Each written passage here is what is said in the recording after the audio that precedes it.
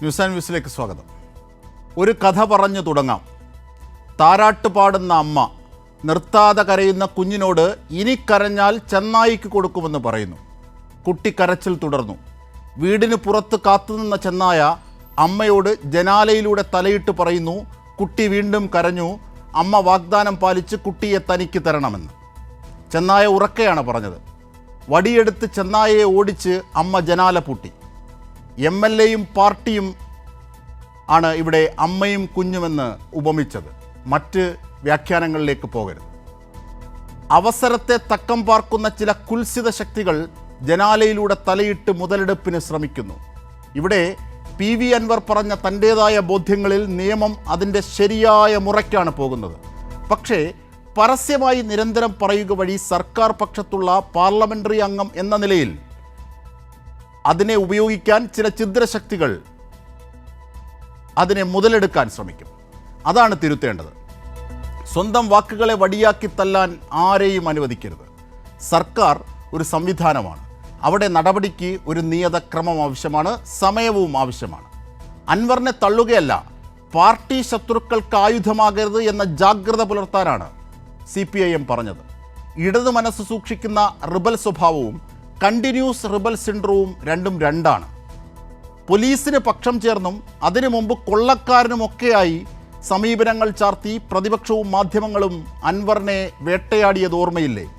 അങ്ങനെ അൻവറിനെ തകർക്കാൻ ശ്രമിച്ചപ്പോൾ അതിനെ ആരോപണമായി മാത്രം കണ്ട് അൻവറിനെ ചേർത്ത് പിടിച്ചവരാണ് ഹൃദയപക്ഷ പ്രസ്ഥാനം. അപ്പോൾ അനിവാര്യമായത് തിരുത്തണം. തൃശ്ശൂരിലെ വോട്ട് ചോർച്ചയിൽ ഒരു കമ്മിറ്റിയെ വെച്ച കോൺഗ്രസ് പഠിച്ച് റിപ്പോർട്ട് പോലും ഇതുവരെ പുറത്തുവിട്ടിട്ടില്ല.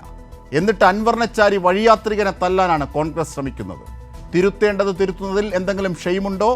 ചെളിയിലാണ്ടവർക്ക് ചേറുമറയ്ക്കാൻ നിന്നുകൊടുക്കണോ?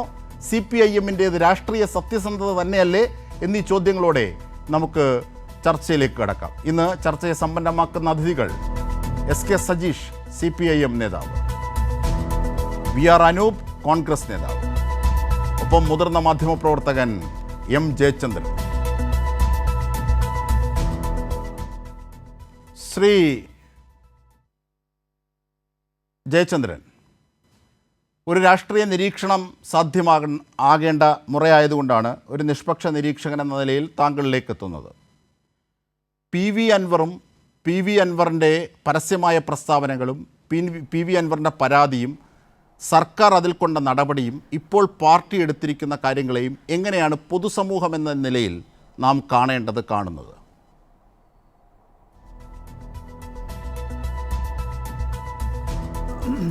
അജിംഷാദെ, ഈ കേസിൽ പാർട്ടി ഇന്ന് CPIM സ്റ്റേറ്റ് സെക്രട്ടേറിയറ്റ് പുറപ്പെടുവിച്ചിരിക്കുന്ന ഒരു പ്രസ്താവനയുണ്ടല്ലോ, ഞാനതിനെ കാണുന്നത് അങ്ങേയറ്റത്തെ മഗ്നാനിമിറ്റി, മഹാമനസ്കത എന്നാണ് കാണുന്നത്. അങ്ങനെ കാണാൻ കാര്യം ആ പ്രസ്താവനയുടെ അവസാനത്തെ വാചകം തന്നെയാണ്. അൻവറിനോട് സംസ്ഥാന സെക്രട്ടേറിയറ്റ്, CPIMൻ്റെ സംസ്ഥാന സെക്രട്ടേറിയറ്റ് അഭ്യർത്ഥിക്കുകയാണ് ചെയ്യുന്നത്. പാർലമെൻ്ററി പാർട്ടി അംഗമായ PV അൻവർ MLAയോട് CPIM സംസ്ഥാന സെക്രട്ടേറിയറ്റിൻ്റെ അഭ്യർത്ഥന എന്നുള്ള ആ നടപടി അത് സംഘടനാപരമായി രാഷ്ട്രീയമായി സത്യസന്ധമായി ഇടപെടുന്ന ഒരു രാഷ്ട്രീയ പ്രവർത്തനമാണ്. അതിനാണ് ഞാൻ മഗ്നാനിമിറ്റി, മഹാമനസ്കത എന്ന് പറഞ്ഞത്. അത് അൻവർ ഉൾക്കൊള്ളുകയും പാർട്ടി എന്താണോ ഇക്കാര്യത്തിൽ നിർദ്ദേശിക്കുന്നത് അത്തരം തിരുത്തലുകൾക്ക് തയ്യാറാവുകയും ചെയ്യുക എന്നുള്ളത് തന്നെയാണ് കാര്യം. അത് തന്നെയാണ് അദ്ദേഹം ചെയ്യേണ്ടതും. ഞാൻ ഈ കഴിഞ്ഞ ഒരു 8-10 ദിവസത്തിനിടയിൽ ഒരുപാട് ചാനലുകളിൽ ഈ വിഷയം ചർച്ച ചെയ്യുകയുണ്ടായി. അപ്പോഴൊക്കെയും ഞാൻ ചർച്ച ചെയ്ത ഒരു ഫോക്കസ് എന്ന് പറയുന്നത് സർക്കാരും പാർട്ടിയും അൻവറിനെ തുടക്കത്തിൽ അൻവറിൻ്റെ വിമർശനങ്ങളെ അല്ലെങ്കിൽ പരാതികളെ അല്ലെങ്കിൽ ആവലാതികളെ അംഗീകരിച്ചിരുന്നു. അതുകൊണ്ടാണ് സർക്കാർ എന്നുള്ള നിലയിൽ മുഖ്യമന്ത്രി തന്നെ ആ വിഷയം 14 ആരോപണങ്ങൾ അന്വേഷിക്കാനായിട്ട് ഉത്തരവിട്ടത്. അതുപോലെ തന്നെ പാർട്ടി സെക്രട്ടറി, ഗവൺമെൻറ് അത് അന്വേഷിക്കുന്നുണ്ട്, പാർട്ടിക്ക് പരാതി കിട്ടിയാൽ പാർട്ടി അന്വേഷിക്കും എന്ന് പാർട്ടി സെക്രട്ടറി ഗോവിന്ദമാഷും പറഞ്ഞു. അപ്പോഴൊക്കെയും ഞാൻ അതിനെ കണ്ടതും അതിനെ പൊതുസമൂഹത്തിൽ പൊതുമധ്യയെ ചർച്ചയിൽ അവതരിപ്പിച്ചതും ഒരു ക്ലൻസിങ്ങിൻ്റെ ഒരു ശുദ്ധീകരണത്തിൻ്റെ ഭാഗമായിട്ട് അൻവറിൻ്റെ പ്രവർത്തികളെ ഒരു പരിധിവരെ കാണാൻ സർക്കാരും പാർട്ടിയും തയ്യാറാവുന്നുണ്ട് എന്നതിൻ്റെ സൂചനയായിട്ട് തന്നെയാണ്. പക്ഷേ പിന്നീടുള്ള ദിവസങ്ങളിൽ നമ്മൾ കാണുന്നത് മൊത്തത്തിൽ ആ ചിത്രം മാറുന്നതാണ്. അതായത് അത് പിന്നെ ഈ വ്യക്തിപരമായ ഒരു ക്ലൻസിങ് അല്ലെങ്കിൽ ശുദ്ധീകരണ പ്രക്രിയ എന്നുള്ളതിനപ്പുറത്തേക്ക് വളരെ വഷളാവുന്ന വ്യക്തിപരമായ ശത്രുതയിലേക്ക് നീങ്ങുന്ന ഒരു രീതിയാണ് പിന്നീട് കണ്ടത്. അത് എത്തി അവസാനം എത്തി നിന്നത് പിന്നെ മുഖ്യമന്ത്രിയുടെ ഓഫീസിൽ മുഖ്യമന്ത്രിയുടെ പൊളിറ്റിക്കൽ സെക്രട്ടറിയുടെ നേരെയാണ്. ഒന്നല്ല പലവട്ടം. അപ്പോൾ മുഖ്യമന്ത്രിയുടെ സെക്രട്ടറിയെ ആരോപണ ശരവ്യനാക്കുക എന്നതിന് അർത്ഥം എന്താണ്? പരോക്ഷമായി മുഖ്യമന്ത്രിയെ തന്നെ ആരോപണത്തിൻ്റെ സംശയത്തിൻ്റെ നിഴലിൽ നിർത്തുക എന്നുള്ളതാണ്. അവിടെയാണ് ഞാൻ ഇന്ന് ഈ പാർട്ടി സംസ്ഥാന സെക്രട്ടറിയേറ്റ് കാണിച്ച ആ മഗ്നാനിമിറ്റി ഇന്നലെ മുഖ്യമന്ത്രിയും കാണിക്കുന്നത് നമ്മൾ കണ്ടത്. ആ പത്രസമ്മേളനം പൂർണ്ണമായും സൂക്ഷ്മമായും കണ്ട എനിക്ക് തോന്നിയത് 1998 മുതൽ 2015 വരെ CPIMൻ്റെ സ്റ്റേറ്റ് സെക്രട്ടറി ആയിരുന്ന ഒരു പിണറായി വിജയൻ ഉണ്ടായിരുന്നു. അദ്ദേഹത്തിൻ്റെ അന്നൊക്കെ പിന്നെ ഒരുപാട് ഞാനൊക്കെ പറയുകയും എഴുതുകയും ചെയ്തിട്ടുള്ളതാണ്. അന്നൊക്കെ നമ്മൾ കാണുന്ന ചടുലമായൊരു പിണറായിസമുണ്ട്.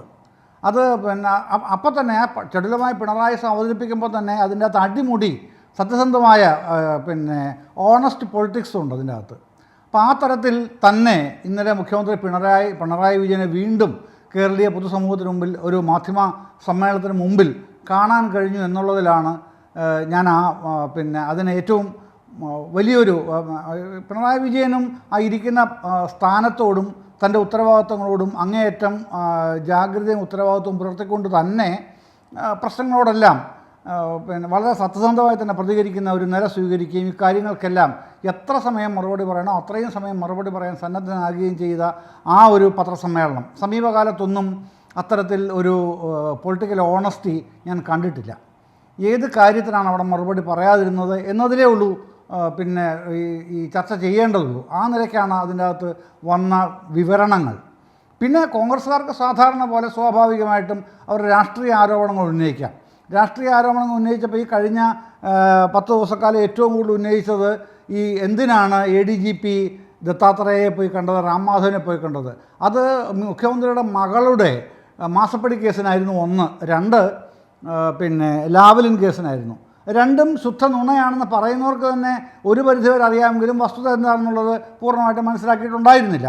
പക്ഷേ ഞാനതിൻ്റെ ആ ടൈം ലൈൻ കൃത്യമായിട്ട് തന്നെ പറയാൻ ശ്രമിച്ചിരുന്നു എല്ലായിടത്തും, എല്ലാ ചർച്ചകളിലും. അതിങ്ങനെയാണ്. പിന്നെ ഈ 2023 മെയ് 22-നാണ് പിന്നെ ADGP ദത്താത്രേയയെ കാണുന്നത്, അജിത് കുമാർ കാണുന്നത്. അതേസമയം പിന്നെ ഈ ഇൻ്ററിം സെറ്റിൽമെൻറ്റ് ബോർഡിൻ്റെ വിധി വരുന്നത്, ഇൻ്ററിം സെറ്റിൽമെൻറ്റ് ബോർഡിൻ്റെ വിധിയിൽ എക്സാലോജിക്കിനെ പരാമർശിച്ചുള്ള വാർത്ത മനോരമ പത്രത്തിലാണ് ആദ്യമായിട്ട് ഇന്ത്യയിൽ വരുന്നത്. അത് ഓഗസ്റ്റ് 9-നാണ്. അടിവരയിട്ട് ഓർമ്മിക്കേണ്ടതാണ്. 2023 മെയ് 22-നാണ് അജിത് കുമാർ ദത്താത്രേയയെ കാണുന്നത്. ഈ പറയുന്ന മാസപ്പടി കേസിൻ്റെ വാർത്ത വരുന്നത് അതിനുശേഷം മാസങ്ങൾ കഴിഞ്ഞ് ഓഗസ്റ്റ് 9-നാണ് മലയാള മനോരമയിൽ വരുന്നത്. അപ്പോൾ ഉടനെ ചോദ്യം വന്നു, ഒരു ചാനലിൽ നിന്ന് അവതാരകയുടെ തന്നെ ചോദ്യം വന്നു, അതെപ്പോഴാണ് പിന്നെ ഇതിനു മുമ്പ് ഈ മെയ് മാസത്തിന് മുമ്പ് തന്നെ വിധി പ്രസ്താവിച്ചിട്ടുണ്ടല്ലോ. ഞാൻ പറഞ്ഞു നിങ്ങളാ പറയുന്ന നുണയാണ്. അതിൽ തന്നെ ഫേസിംഗ് പേജിൽ തന്നെ എഴുതി വെച്ചിട്ടുണ്ട് date of issuing the order. അത് June 6, 2023, June 6, 2023. Sorry, June 6 June 12, 2023. അപ്പോൾ ജൂൺ 12, 2023 പിന്നെ ഉത്തരവിടുകയും ഓഗസ്റ്റ് 9 മാത്രം മലയാള മനോരമ പത്രത്തിൽ വരികയും ചെയ്ത വാർത്തയ്ക്ക് വേണ്ടി മെയ് 22 ഇദ്ദേഹം അജിത് കുമാർ അവിടെ പോയി കാത്തുകെട്ടി കിടന്ന് പിന്നെ ഇത് ചെയ്തു എന്ന് പറയുമ്പോൾ ആ കേസ് തീർന്നല്ലോ. ആ കേസിൻ്റെ വെടി തീർന്നല്ലോ അവിടെ തന്നെ. രണ്ടാമത് ലാവലിൻ കേസാണ്. ലാവലിൻ കേസ് ആദ്യമായിട്ട് CBIക്ക് വിടണമെന്ന് നിർദ്ദേശിക്കുന്ന ഉമ്മൻചാണ്ടി സർക്കാരിൻ്റെ അവസാനത്തെ ക്യാബിനറ്റാണ്. തീയതി 2006 മാർച്ച് 1. അത് കഴിഞ്ഞ് കേസ് CBI ഏറ്റെടുത്തു. 2013 നവംബർ 5 വിധി വന്നു. ശ്രീ പിണറായി വിജയനെ കുറ്റവിമുക്തനാക്കിയ വിധി. അതിനെതിരെ CBI ഹൈക്കോടതിയിൽ പോയി. ആ ഹൈക്കോടതിയിലോ 2017 ഓഗസ്റ്റ് 23 കീഴ്ക്കോടതി വിധി, CBIയുടെ സ്പെഷ്യൽ കോടതി വിധി ഹൈക്കോടതിയും ശരിവെച്ചു. അപ്പോൾ പിന്നെന്താ ചെയ്യുന്നത്? പിന്നെ അവർ നേരെ ഇവിടെ പോയി, CBI തന്നെ സുപ്രീം കോടതിയിൽ. സുപ്രീം കോടതി രജിസ്ട്രിയിൽ കേസുകൾ മാറ്റി വെക്കപ്പെട്ടു പോകുന്നു. അത് പിണറായി വിജയൻ്റെ കേസ് മാത്രമല്ല, ഈ SCO സുപ്രീം കോർട്ട് ഒബ്സർവർ എന്ന് പറഞ്ഞ അവർക്കൊരു വെബ്സൈറ്റ് ഉണ്ട്. അത് ആർക്കും അനായാസമായി കയറി സബ്സ്ക്രൈബ് ചെയ്യാം. അവിടെ എടുത്തു നോക്കണം. 2023 വരെയുള്ള ഡിസംബർ വരെയുള്ള കണക്ക് അതിലുണ്ട്. 1,11,000 കേസ് കെട്ടിക്കിടക്കുന്നത് സുപ്രീം കോടതിയിൽ. സുപ്രീം കോടതിയാണ്, ഓർക്കണം കേട്ടോ, ലാവലിംഗ് കേസ് മാത്രമല്ല. പിന്നെ 1,10,000 കേസ് അവിടെ കെട്ടിക്കിടക്കുകയാണ്. അപ്പോൾ എന്തുകൊണ്ട് കെട്ടിക്കിടക്കുന്നു? ഇത് പഠിക്കണം, വിമർശകർ പഠിക്കണമെന്നേ. അത് കോൺഗ്രസ്സുകാർ പഠിക്കണം, അതല്ലേ ചെയ്യേണ്ടത്. അല്ലാതെ ഇതെല്ലാം കൂടെ പിണറായി വിജയൻ്റെ മേളിലേക്ക് കയറാൻ ശ്രമിച്ചാൽ അവിടെ ഇതുപോലെ യേശുവോ? എവിടെയും യേശില്ല. കാര്യം നിയമപ്രകാരമല്ലേ ഈ പറയുന്ന ഒന്നും. അത് രണ്ടും കൂടെ പൊളിഞ്ഞു. അത് കഴിഞ്ഞപ്പോഴാണ് ഇന്ന് നോക്കൂ, ഇന്ന് രമേശ് ചെന്നിത്തലയുടെ പുതിയ പ്രസ്താവന വരുന്നു. എന്താണെന്നറിയാമോ? ഇതിൻ്റെ ഈ പിന്നെ ദൂതിൻ്റെ കാരണം, ദൂത് തന്നെയാണ്, ഡീലെന്നാണ് പറയുന്നത്. ഡീലിൻ്റെ കാരണം അദ്ദേഹം പുതുതായി അവതരിപ്പിച്ചിരിക്കുന്നു. അത് കരുവന്നൂർ കേസാണത്രേ. മറ്റേത് രണ്ടും പോയേ. പിന്നെ മുഖ്യമന്ത്രിയുടെ മകളുടെ കേസ് പോയി, മുഖ്യമന്ത്രിയുടെ ലാവലിൻ കേസ് മാറ്റിവെച്ചു. രമേശ് ചെന്നിത്തലയ്ക്ക് ഇന്ന് ഒറ്റ ആക്ഷേപമേ ഉള്ളൂ, ഇത് ഈ ഡീലുണ്ടാക്കിയത് കരുവന്നൂർ കേസിന് വേണ്ടിയിട്ടാണ്. കരുവന്നൂർ കേസിൽ എന്താണെന്നുള്ളത് സഹകരണ വകുപ്പ് മന്ത്രി പലവട്ടം വ്യക്തമായിട്ടുണ്ട് കേരളത്തിനോട്. എത്രയാണ് തിരിച്ചു കൊടുത്തിട്ടുള്ളത്? ഇപ്പം തന്നെ 147 കോടിയോളം തിരിച്ചു കൊടുത്തു കഴിഞ്ഞു ഇതിനകം തന്നെ. ആ കേസിലാണ് ഏതാണ്ട് തിന്നാൻ വരുന്നത് സംസ്ഥാന സഹകരണ വകുപ്പിനെയും കരുവന്നൂർ ബാങ്കിലെ. ഒന്നും സംഭവിക്കില്ല. അതാണല്ലോ ക്രൈംബ്രാഞ്ചിന് തിരിച്ചു കൊടുക്കേണ്ടി വന്നത്. 167 പിന്നെ ഫയലുകൾ പിടിച്ചു വെച്ചത് തിരിച്ചു കൊടുക്കാൻ ആരാണ് ആവശ്യപ്പെട്ടത്? കേരള ഹൈക്കോടതി. എവിടെയാണ് പിടിച്ചു വെച്ചത്? PMLA കോടതി എറണാകുളം. തിരിച്ചു കൊടുക്കേണ്ടി വന്നില്ലേ? ഞങ്ങൾ തിരിച്ചു കൊടുക്കില്ല എന്ന് ഖണ്ഡിതമായി പറഞ്ഞു നടക്കുകയായിരുന്നല്ലോ. മാധ്യമപ്രവർത്തകരുടെ വാട്സാപ്പ് ഗ്രൂപ്പുകളിലെല്ലാം ഇത് തന്നെ അയച്ചു കൊടുത്തുകൊണ്ടിരുന്നു, ഞങ്ങൾ കൊടുക്കില്ല. അവസാനം ചെവിക്ക് പിടിച്ചു ഹൈക്കോടതി, തിരിച്ചു കൊടുക്കാൻ ഉത്തരവിട്ടു, കൊടുത്തില്ലേ? അപ്പോൾ അതാണ് ഈ കേസ്. ഏത്? കരുവന്നൂർ കേസ്. അപ്പോൾ അത്രയ്ക്കുള്ള നുണകൾ കെട്ടിപ്പൊക്കി, ചീട്ടുകൊട്ടാരം പോലെ കെട്ടിപ്പൊക്കി അതെല്ലാം തകർന്നു വീഴുന്ന കാഴ്ചകളുണ്ട്. എൻ്റെ ഏറ്റവും ഒടുവിലത്തെ കാഴ്ചയാണ് രമേശ് ചെന്നിത്തലയുടെ ഇന്നത്തെ പിന്നെ പ്രസ് റിലീസ്. അതിനുള്ള മറുപടി പക്ഷേ ഇന്നലെ മുഖ്യമന്ത്രി നൽകി. കാരണം ഈ ജയറാം പടിക്കലിനെ ഉപയോഗിച്ച് കരുണാകരൻ വടകര ബേപ്പൂർ മോഡൽ നടത്തിയതും അതിന് ജയറാം പടിക്കൽ അതിന് ഇടനിലയായതും അത് അദ്ദേഹത്തിൻ്റെ തുറന്നു പറച്ചിലും അത് അദ്ദേഹത്തിൻ്റെ തന്നെ പുസ്തകത്തിൽ അദ്ദേഹത്തിൻ്റെ ജീവചരിത്രം എഴുതുന്ന രീതിയിൽ എഴുതിയ വ്യക്തിയുടെ വാക്കുകളൊക്കെ ഉദ്ധരിച്ച് ആ പുസ്തകത്തെ ഉദ്ധരിച്ച് മുഖ്യമന്ത്രി ഇന്നലെ തന്നെ പറഞ്ഞതാണ്. വെങ്ങാനൂർ ബാലകൃഷ്ണൻ്റെ. തീർച്ചയായും ഞാൻ തിരിച്ചെത്താം. വെങ്ങാനൂരിൻ്റെ അതാണ് ഉദ്ധരിച്ചത്. തീർച്ചയായും ഞാൻ തിരിച്ചെത്താം. അതാണ് കാര്യമെന്ന് ഞാൻ പറയുകയാണ്. അപ്പോൾ ആ തരത്തിൽ കാര്യങ്ങൾ ശ്രീ അനൂപ് VR കോൺഗ്രസ് നേതാവ്. ശ്രീ അനൂപ് VR, ഇവിടെ ഒരു മുന്നണിക്കുള്ളിലെ ചില തലോടലും തല്ലും അതുമായി ബന്ധപ്പെട്ട പ്രശ്നങ്ങളുമൊക്കെ നിങ്ങൾ പല വിധത്തിലും ആയുധമാക്കുകയാണ്. പക്ഷേ അതവിടെ നിൽക്കട്ടെ. എനിക്കറിയേണ്ടത് തൃശ്ശൂരുമായി ബന്ധപ്പെട്ട് ഇപ്പോൾ ഇന്ന് പ്രതിപക്ഷ നേതാവും ഒക്കെ പറഞ്ഞിരുന്ന പ്രധാനപ്പെട്ട കാര്യങ്ങൾ അതൊക്കെയാണല്ലോ. തൃശ്ശൂരുമായി ബന്ധപ്പെട്ട വോട്ട് ചോർച്ചയിൽ BJP പക്ഷത്തേക്ക് കോൺഗ്രസിൻ്റെ വോട്ടുകൾ ചോർന്നു. 86,000. 3-ാം സ്ഥാനത്തേക്ക് പോയി അവിടെ ജയിച്ചിരുന്ന കോൺഗ്രസ്. അതും K മുരളീധരനെ പോലെ ഒരു പ്രമുഖനാണ് മത്സരിച്ചിരുന്നിട്ട് പോലും അവിടെ LDFന് ഒരു വോട്ട് ചോർച്ച ഉണ്ടായിട്ടില്ല. അവരുടെ ഏതാണ്ട് 13,000 വോട്ട് കഴിഞ്ഞ തവണത്തിൽ നിന്ന് കൂടിയിട്ടേ ഉള്ളൂ. പക്ഷേ 86,000 വോട്ട് പോയതും കോൺഗ്രസിൻ്റേത്, ജയിച്ചത് BJPയുടേത്. ഇത് പഠിക്കാൻ നിങ്ങൾ നിയോഗിച്ച സമിതിയുടെ റിപ്പോർട്ട് എവിടെ എന്ന ചോദ്യം ഇന്ന് മുഹമ്മദ് റിയാസ് അടക്കമുള്ളവർ ഉന്നയിച്ചിട്ടുണ്ട്. നിങ്ങളുടെ പലവിധത്തിലുമുള്ള ചേറുകളെ മറയ്ക്കാൻ അൻവറിനെയും അല്ലെങ്കിൽ അതുമായി ബന്ധപ്പെട്ട കാര്യങ്ങളെയും ഒക്കെ മറയാക്കുന്നത് എത്ര കണ്ട് ശരിയാണ് രാഷ്ട്രീയ ധാർമ്മികതയ്ക്ക്? ഇതാണ് ചോദ്യം.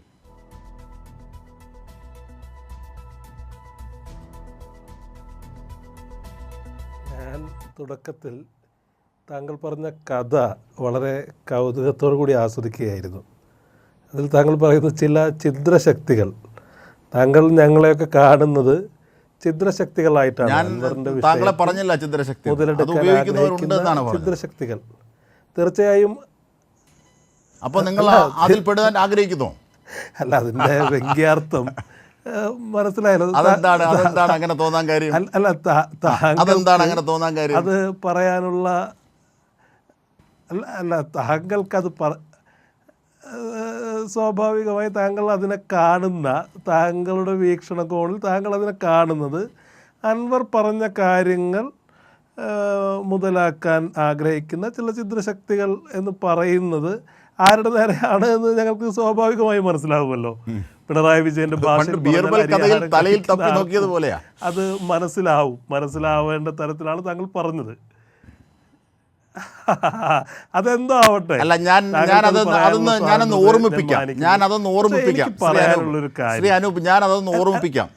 ഇതേ സുജിത് ദാസിനെതിരായി PV അൻവർ തുടക്കത്തിൽ അദ്ദേഹത്തിൻ്റെ ഓഡിയോ പുറത്തുവിടുന്നതിന് മുമ്പ് സുജിത് ദാസുമായി ബന്ധപ്പെട്ട് ആ SP ഓഫീസിന് മുന്നിൽ അദ്ദേഹം കുത്തിയിരുന്ന ഘട്ടത്തിൽ നിങ്ങളെ പിന്തുണയ്ക്കുന്നവരടക്കം ഇവിടുത്തെ മാധ്യമങ്ങൾ പറഞ്ഞത് തൻ്റെ വരുതിക്ക് വരാത്ത പോലീസിന് നേരെ എന്നായിരുന്നു PV അൻവറിനെ വിശേഷിപ്പിച്ചിരുന്നത്, അല്ലേ? മുമ്പ് അദ്ദേഹത്തെ പല വിധത്തിലും കച്ചവടക്കാരനും കൊള്ളക്കാരനുമാക്കി നിങ്ങളടക്കമുള്ള പ്രതിപക്ഷ മാധ്യമങ്ങളും അദ്ദേഹത്തെ പ്രതിക്കൂട്ടിലാക്കി ആക്രമിക്കാൻ ശ്രമിച്ചിരുന്നില്ലേ? ഈ സംഭവ വികാസങ്ങളുടെ ഒക്കെ പശ്ചാത്തലത്തിൽ വേണം ഈ വിഷയത്തെ അപഗ്രഥിക്കാൻ എന്ന് പറഞ്ഞതിൽ എന്ത് തെറ്റ്?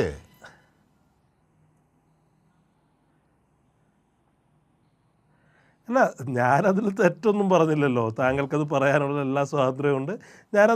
എൻ്റെ ഒരു ഭാഗം വിശദീകരിച്ചതാന്നേ. ഇത് ചിദ്രശക്തികളാണെന്നും ഇത്തരമൊരു സാഹചര്യത്തെ മുതലെടുപ്പ് നടത്തുന്നവയാണ് പ്രതിപക്ഷം എന്നൊക്കെ പറയാനുള്ള താങ്കളുടെ സ്വാതന്ത്ര്യത്തെ മാനിച്ചുകൊണ്ട് തന്നെയാണ് ഞാൻ പറയുന്നത്. താങ്കൾക്ക് അങ്ങനെ പറയാം. പക്ഷെ താങ്കൾ മനസ്സിലാക്കേണ്ട ഒരു കാര്യം, ഇത് കേവലം രാഷ്ട്രീയമായ വിഷയമാണോ, പ്രതിപക്ഷം ദുരുപയോഗം ചെയ്ത വിഷയമാണോ ഭരണകക്ഷി MLA ഉന്നയിച്ചത്? ഒരു നാടിനെ ബാധിക്കുന്ന അത്യന്തം ഗുരുതരമായ ആരോപണങ്ങൾ പബ്ലിക് ഡൊമൈനിൽ പറയുമ്പോൾ ഞങ്ങൾ മിണ്ടാതിരുന്നാൽ ഞങ്ങൾക്ക് നിക്ഷിപ്ത താല്പര്യങ്ങളുണ്ടെന്ന് ആളുകൾ കരുതില്ലേ? ഇത് ഇപ്പോൾ അൻവറിനെ കുറിച്ച് നിങ്ങൾ പറയുന്ന ഏറ്റവും വലിയ പരാതി എന്താ? ബഹുമാനപ്പെട്ട മുഖ്യമന്ത്രി പറഞ്ഞത് എന്താ? അദ്ദേഹത്തിൻ്റെ കോൺഗ്രസ് പശ്ചാത്തലമാണ് പ്രശ്നം എന്നാണ്. അങ്ങനെ മുഖ്യമന്ത്രി പറഞ്ഞിട്ടില്ല. കോൺഗ്രസ് പശ്ചാത്തലം എന്ന് പറയുന്നത് അങ്ങനെ മുഖ്യമന്ത്രി പറഞ്ഞിട്ടില്ല. ഇന്ത്യ മുന്നണിയുടെ മുഖ്യമന്ത്രി പറഞ്ഞിട്ടുമില്ല. അൻവർ ഒരു ഘട്ടത്തിലും മുഖ്യമന്ത്രിയെയും പാർട്ടിയെയും തള്ളി പറഞ്ഞിട്ടുമില്ല. അതാണ് ചില ഛിദ്ര സ്വഭാവങ്ങൾ രൂപപ്പെടുന്നു എന്ന് ഞാൻ നിരീക്ഷിച്ചതിന്റെ അർത്ഥം അതാണ്. അനൂപ്, എവിടെയെങ്കിലും കോൺഗ്രസ് പശ്ചാത്തലം എന്നുള്ള കാര്യമാണോ മുഖ്യമന്ത്രി പറഞ്ഞത്? എന്ന് ഒരു സ്വതന്ത്ര MLA ആണ്. അദ്ദേഹത്തിന് കോൺഗ്രസിൽ നിന്ന് വന്ന പശ്ചാത്തലം ഉള്ളത് കൊണ്ട് ഈ പരസ്യ പ്രതികരണം എവിടെ, ഉൾപാർട്ടി ജനാധിപത്യം എന്ത്, ഈ വിഷയത്തിൽ ഒരു വീഴ്ച പറ്റി എന്ന കാര്യം വിശദീകരിക്കാനാണ് മുഖ്യമന്ത്രി അവിടെ പറഞ്ഞത്. അല്ല കോൺഗ്രസ്സുകാരനായത് കുഴപ്പമാണെന്ന അർത്ഥത്തിലല്ല ആയിരുന്നത്. അദ്ദേഹം അത് പറഞ്ഞ സാഹചര്യം കേരളം മൊത്തം കേട്ടതാണ്. എനിക്ക് പറയാനുള്ളത്, ഈ കോൺഗ്രസ് പശ്ചാത്തലം എന്ന് പറയുന്നത് CPM പോലൊരു സംഘടനയെ സംബന്ധിച്ച് ഈ പ്രത്യേകിച്ച് ഇതുപോലൊരു കാലത്ത് അത്ര അസ്പൃശ്യമല്ല. ഇന്ത്യ മുന്നണിയുടെ ഭാഗമായി ചർച്ചകൾ. പക്ഷേ അങ്ങനെയൊന്നും പറയില്ല. നമ്മൾ ഞാൻ ചോദിച്ചത് ഞാൻ പറയാന്നേ നിങ്ങൾക്ക് ഞാൻ വരാം പ്ലീസ്. എനിക്ക് മതിയായ സമയം വേണം. നിങ്ങൾ 3 പേരും ഏതാണ്ടൊരു നിലപാടുള്ള ആളുകളാണ്. ഹലോ, കേൾക്കുന്നില്ലല്ലോ? കേൾക്കാമല്ലോ. അപ്പോൾ എനിക്ക് എൻ്റെ ഭാഗം വിശദീകരിക്കാൻ വേണ്ടിയാണ് ഞാൻ ചർച്ചയിൽ പങ്കെടുക്കുന്നത്. എന്നെ കേൾക്കാമോ? കേൾക്കാം.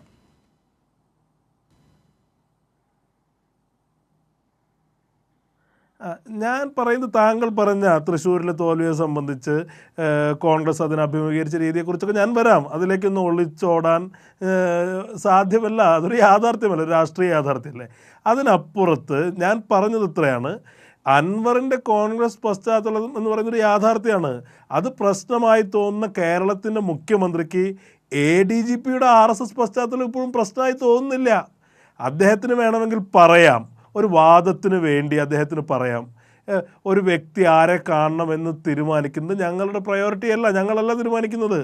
ADGP എന്ന് പറയുന്നത് CPMൻ്റെ പാർട്ടി മെമ്പറല്ല എന്ന് അദ്ദേഹത്തിന് ഒരു വാദത്തിന് വേണ്ടി പറയാം. പക്ഷേ CPM ഭരിക്കുമ്പോൾ, LDF ഭരിക്കുമ്പോൾ, RSS നേതാക്കളെ നിരന്തരം കാണുന്ന ഒരാൾ ക്രമസമാധാന പാലനത്തിൻ്റെ ചുമതലയുള്ള ഫോഴ്സിൻ്റെ രണ്ടാമനായി തുടരുന്നതിൽ വ്യക്തിപരമായി താങ്കൾക്ക് ഔദ്യോഗിക കൃത്യനിർവഹണത്തെ ബാധിക്കുന്ന തരത്തിൽ, സ്വാധീനിക്കുന്ന തരത്തിൽ ഏതെങ്കിലും നേതാവിനെ കണ്ടിട്ടുണ്ട് എങ്കിൽ അതിനെതിരെ നടപടി ഉണ്ടാകും. പക്ഷേ അത് അന്വേഷിച്ച് ബോധ്യമായിട്ട് മാത്രമായിരിക്കും. ഇതാണ് മുഖ്യമന്ത്രി ഇന്നലെ പറഞ്ഞത്. തെറ്റായി വളച്ചൊടിക്കരുത്, തെറ്റാണത്, അങ്ങനെ പറയരുത്. അല്ല ADGP പോലും അദ്ദേഹം ഈ RSS നേതാക്കളെ കണ്ടിട്ടില്ലെന്ന് നിഷേധിക്കുന്നില്ല. പ്രതിപക്ഷ നേതാവ് RSS പരിപാടിയിൽ പോയി തിരികൊളുത്തിയിട്ടുണ്ടല്ലോ. ADGPക്ക് എന്താണ് ബന്ധുത്വം? അല്ല, അത് പിണറായി വിജയൻ ആദ്യം മത്സരിക്കുമ്പോൾ RSSന്റെ പിന്തുണയോട് കൂടിയല്ലേ മത്സരിച്ചത്? ഒരിടത്തുമില്ല, കുറെ കാര്യങ്ങളുണ്ട് ചരിത്രത്തിന്റെ പിന്നിലേക്ക്, കുറെ കാര്യങ്ങളുണ്ട്. അങ്ങനെ ഒരിടത്തും RSSന്റെ പിന്തുണയിൽ CPI മത്സരിച്ചിട്ടില്ല.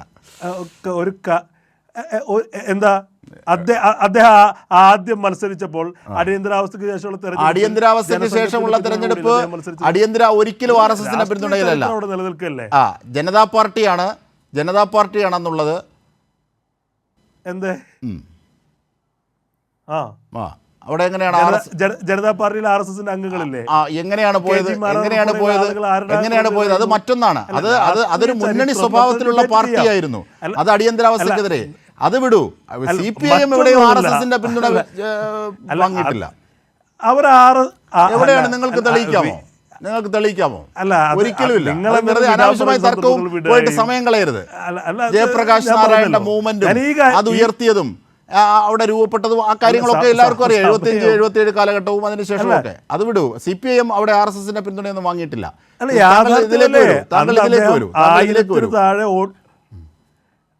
ആയിരത്തിന് താഴെ വോട്ടിന് ജയിക്കുമ്പോൾ ജനസംഘത്തിന്റെ ഭാഗമായ ആളുകൾ അതിലല്ലേ? അല്ല, നിങ്ങൾ VD സതീശനെ കുറിച്ച് പറയുമ്പോൾ എനിക്ക് പിണറായി വിജയനെ കുറിച്ച് പറയാൻ പാടില്ല എന്ന് പറയുന്നതിനകത്ത് ഔചിത്യമില്ലല്ലോ. ഞാൻ പറയുന്നത് ഫോട്ടോ ഉണ്ട്. ആധുനിക കാലത്ത് VD സതീശൻ എത്തി ഗോൾവർക്കറിന് മുമ്പിൽ തിരികൊളുത്തുന്ന ഫോട്ടോ ഉണ്ട്. അത് പ്രചരിച്ചിട്ടുണ്ട്. അതാണ് ഞാൻ പറഞ്ഞത്. ADGP കൃത്യനിർവഹണത്തെ ഭംഗിക്കുന്ന തരത്തിൽ RSS നേതാവിനെ കണ്ടിട്ടുണ്ടെങ്കിൽ അത് അന്വേഷിച്ച് തെളിഞ്ഞാൽ ബോധ്യമായ നടപടിയെടുക്കുമെന്ന് സർക്കാർ പറഞ്ഞല്ലോ, മുഖ്യമന്ത്രി പറഞ്ഞല്ലോ. പിന്നെന്തിനാണ് അതിനകത്ത്? ഞാൻ ചോദിക്കുന്നത്, തൃശ്ശൂരിലേക്ക് വരൂ. നിങ്ങളുടെ കമ്മിറ്റി റിപ്പോർട്ട്, ആഭ്യന്തര അന്വേഷണ കമ്മിറ്റി റിപ്പോർട്ട് എവിടെ? അല്ല, ഞാൻ വരാന്നേ തൃശ്ശൂരിലേക്ക് തന്നെയാണ് വരുന്നത്.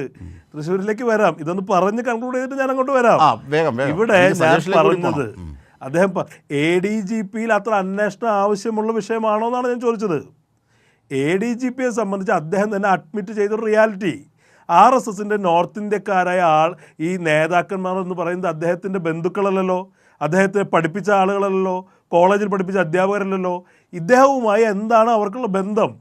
നമ്മൾ അടുത്ത ആളുകളാണെങ്കിൽ ചിലപ്പോൾ BJPക്കാരായിരിക്കാം, സ്വാഭാവികമായി കണ്ടുമുട്ടാം. അത് കൃത്യമായൊരു അജണ്ടയുടെ ഭാഗമായി സംസ്ഥാനത്തിൻ്റെ ക്രമസമാധാന ചുമതലയുള്ള ആൾ കണ്ടു എന്ന് അദ്ദേഹം തന്നെ അഡ്മിറ്റ് ചെയ്ത കാര്യമാണ്. താങ്കൾക്കത് ഗൗരവമുള്ള കാര്യമായി തോന്നുന്നെങ്കിൽ അത് താങ്കളുടെ ഇഷ്ടത്തിന് ഞാൻ വിടുന്നു. ഇനി ഞാൻ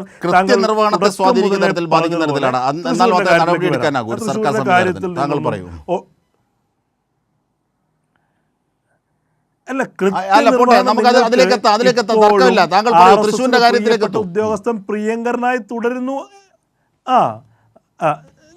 ഞാൻ വരാം. തൃശ്ശൂരിൽ കേരളത്തിൽ കോൺഗ്രസിനെ സംബന്ധിച്ച് 20 സീറ്റിൽ 19 സീറ്റിൽ തിളക്കമാർന്ന വിജയം നേടിയപ്പോഴും ആ തിളക്കം കുറയിപ്പിച്ച, ആ തിളക്കത്തിന് മങ്ങലേൽപ്പിച്ച ഒരു സംഭവമായിട്ടാണ് തൃശ്ശൂരിലെ പരാജയത്തെ ഞങ്ങൾ കാണുന്ന ഒരു സംശയവുമില്ല. ജനങ്ങളുടെ മുന്നിൽ ഞങ്ങൾ ഏറ്റുപറഞ്ഞതാണ്. അത് ഞങ്ങളുടെ സംഘടനാപരമായ പരാജയവുമായും രാഷ്ട്രീയപരമായ പരാജയവുമായി കണ്ടതുകൊണ്ടാണ് തൃശ്ശൂരിലെ സംഘടനാ നേതൃത്വത്തെ തന്നെ അവിടെ നിന്ന് മാറ്റുകയാണ്. അവിടെ ഉണ്ടായിരുന്ന DCC പ്രസിഡന്റ് ഉൾപ്പെടെയുള്ള ആളുകളെ, UDFൻ്റെ ചെയർമാനായ ആളുകൾ മാറ്റിക്കൊണ്ട് പാലക്കാട്ട് DCC പ്രസിഡന്റ്, പാലക്കാട്ട് MP ആയ VK ശ്രീകണ്ഠനെ പോലെ ഒരാൾക്ക് ചുമതല കൊടുത്ത് അത്തരമൊരു പരാജയം അംഗീകരിക്കുക എന്നുള്ള ആദ്യപടിയായി ചെയ്തു. അതിൻ്റെ കമ്മീഷനെ വെച്ചു. ആ പരാജയത്തെ വളരെ ഗൗരവത്തോടു കൂടി ഒരു രാഷ്ട്രീയ പാർട്ടി എന്നുള്ള നിലയിൽ കോൺഗ്രസ് ഉൾക്കൊള്ളുകയും സംഘടനാപരമായ പാളിച്ചകൾ വന്നാൽ എത്ര വലിയ ആളുകളായാലും നടപടിയെടുക്കുമെന്നുള്ള കൃത്യമായ മെസ്സേജ് കൊടുത്തു. അത് അത്രയും ഗൗരവമായി കേരളത്തിലെ കോൺഗ്രസ് പാർട്ടി കാണുന്നതുകൊണ്ടാണ്. നിങ്ങൾ ഈ കാര്യം പറയുന്നുണ്ടല്ലോ, ഞങ്ങളുടെ പാർട്ടി റിപ്പോർട്ട് വെളിച്ചം കണ്ടിട്ടുണ്ടോ എന്ന് ചോദിക്കുന്നത്. ഒരു പാർട്ടിയുടെ റിപ്പോർട്ട്, KPCCയുടെ റിപ്പോർട്ട് KPCC യോഗത്തിലാണ് വെളിച്ചം കാണുക. പക്ഷേ തൃശ്ശൂർ പൂരത്തിൻ്റെ റിപ്പോർട്ട്, ഗവൺമെൻറ് ഉത്തരവാദിത്തപ്പെട്ട ഭരണകൂടത്തിൻ്റെ റിപ്പോർട്ട് 5 മാസമായി അടയിരിക്കുകയാണ് ഗവൺമെൻറ്. ഞാൻ പറഞ്ഞതല്ല, VS സുനിൽകുമാർ എന്ന് പറയുന്ന കേരളത്തിലെ സമുന്നതനായ LDF-ന്റെ നേതാവായിട്ടുള്ള ഒരു മുൻ മന്ത്രിയായിട്ടുള്ള വ്യക്തിയെ പോലും അദ്ദേഹം അങ്ങനൊന്നുമല്ല പറഞ്ഞത്. കഴിയുന്നില്ല. താങ്കൾ ഇപ്പോൾ പറഞ്ഞ ഡയലോഗ് ഇന്നലെ പ്രതിപക്ഷ നേതാവ് പറഞ്ഞതാണ്. VS സുനിൽകുമാറിന്റെ തലയിൽ വെച്ച് കെട്ടരുത്. അല്ലല്ല അത് പറയരുത്. VS സുനിൽകുമാർ മുഖ്യമന്ത്രിയിൽ വിശ്വസിക്കുന്നു, 24 റിപ്പോർട്ട് ആവശ്യപ്പെട്ടിട്ടുണ്ട് എന്നുള്ളത് തന്നെയാണ്. VS സുനിൽകുമാർ മുഖ്യമന്ത്രിയെ വിശ്വസിച്ച് തന്നെയാണ് അദ്ദേഹം പറഞ്ഞത്. താങ്കൾ പറഞ്ഞ ഡയലോഗ് പ്രതിപക്ഷ നേതാവ് പറഞ്ഞാണ്. വളച്ചൊടിക്കരുത്. ഞാനൊരു കാര്യം PR അനൂപ് വളരെ വിദഗ്ധമായി കാര്യങ്ങൾ വളച്ചൊടിക്കാൻ ശ്രമിക്കും. ഞാൻ സജേഷ് അരമണിക്കൂറായി വെറുതെ ഇരിക്കുകയാണ്. ഞാൻ SK സജേഷിലേക്ക് ഒന്ന് പോട്ടെ. നിങ്ങൾ രണ്ട് മാത്രം പോരല്ലോ. ശ്രീ SK സജേഷ് വരാൻ വൈകിയതിൽ ക്ഷമിക്കുക. അതായത് ഈ ഇപ്പോഴത്തെ വിഷയങ്ങൾ ഒരുപക്ഷെ PV അൻവർ എന്ന നിങ്ങളുടെ സ്വതന്ത്ര MLA, LDF-ന്റെ സ്വതന്ത്ര MLA മുമ്പോട്ട് വെച്ച ചില അദ്ദേഹത്തിൻ്റെതായ ബോധ്യങ്ങൾ, അദ്ദേഹത്തിൻ്റെതായ അന്വേഷണങ്ങൾ, അദ്ദേഹത്തിൻ്റെതായ ചില പരാതികളൊക്കെ പാർട്ടിക്കും സർക്കാരിനും നൽകുന്നു. അതിൽ കൃത്യമായ നടപടികൾ സ്വീകരിക്കുന്നു. തെളിവുകളും പ്രാഥമികമായി ബോധ്യമാകുന്ന കാര്യങ്ങളുടെ അടിസ്ഥാനത്തിൽ നടപടി സ്വീകരിച്ചു. പിന്നീട് മറ്റുള്ള കാര്യങ്ങളെ സംബന്ധിച്ച് അന്വേഷിച്ച് അതിൻ്റെ മുറയ്ക്കുള്ള കാര്യങ്ങൾ നീക്കുന്നു. ഇതൊക്കെ ശരിയായ വിധത്തിൽ പോകുമ്പോഴും PV അൻവറിന് ഒരു താക്കീത് നൽകുന്നത് ഏത് പശ്ചാത്തലത്തിലാണ്? അല്ലെങ്കിൽ താക്കീതല്ല, ചില ജാഗ്രതകൾ പുലർത്തണമെന്ന് പറയുന്നത് ഏത് പശ്ചാത്തലത്തിലാണ്? ഇതിനെ ഇത്രയേറെ നടപടികളെടുത്ത സർക്കാരിനെയും പാർട്ടിയെയും മറ്റുള്ളവർ പ്രതിരോധത്തിലാക്കുന്നതിൽ അൻവറിൻ്റെ വാക്കുകളെ ദുരുപയോഗം ചെയ്യുന്നതിന് അൻവർ നിന്നുകൊടുക്കരുത് എന്ന അർത്ഥത്തിലാണോ? എന്താണ് ആ സംഭവത്തെ സംബന്ധിച്ചുള്ള ഒരു ക്ലാരിറ്റി?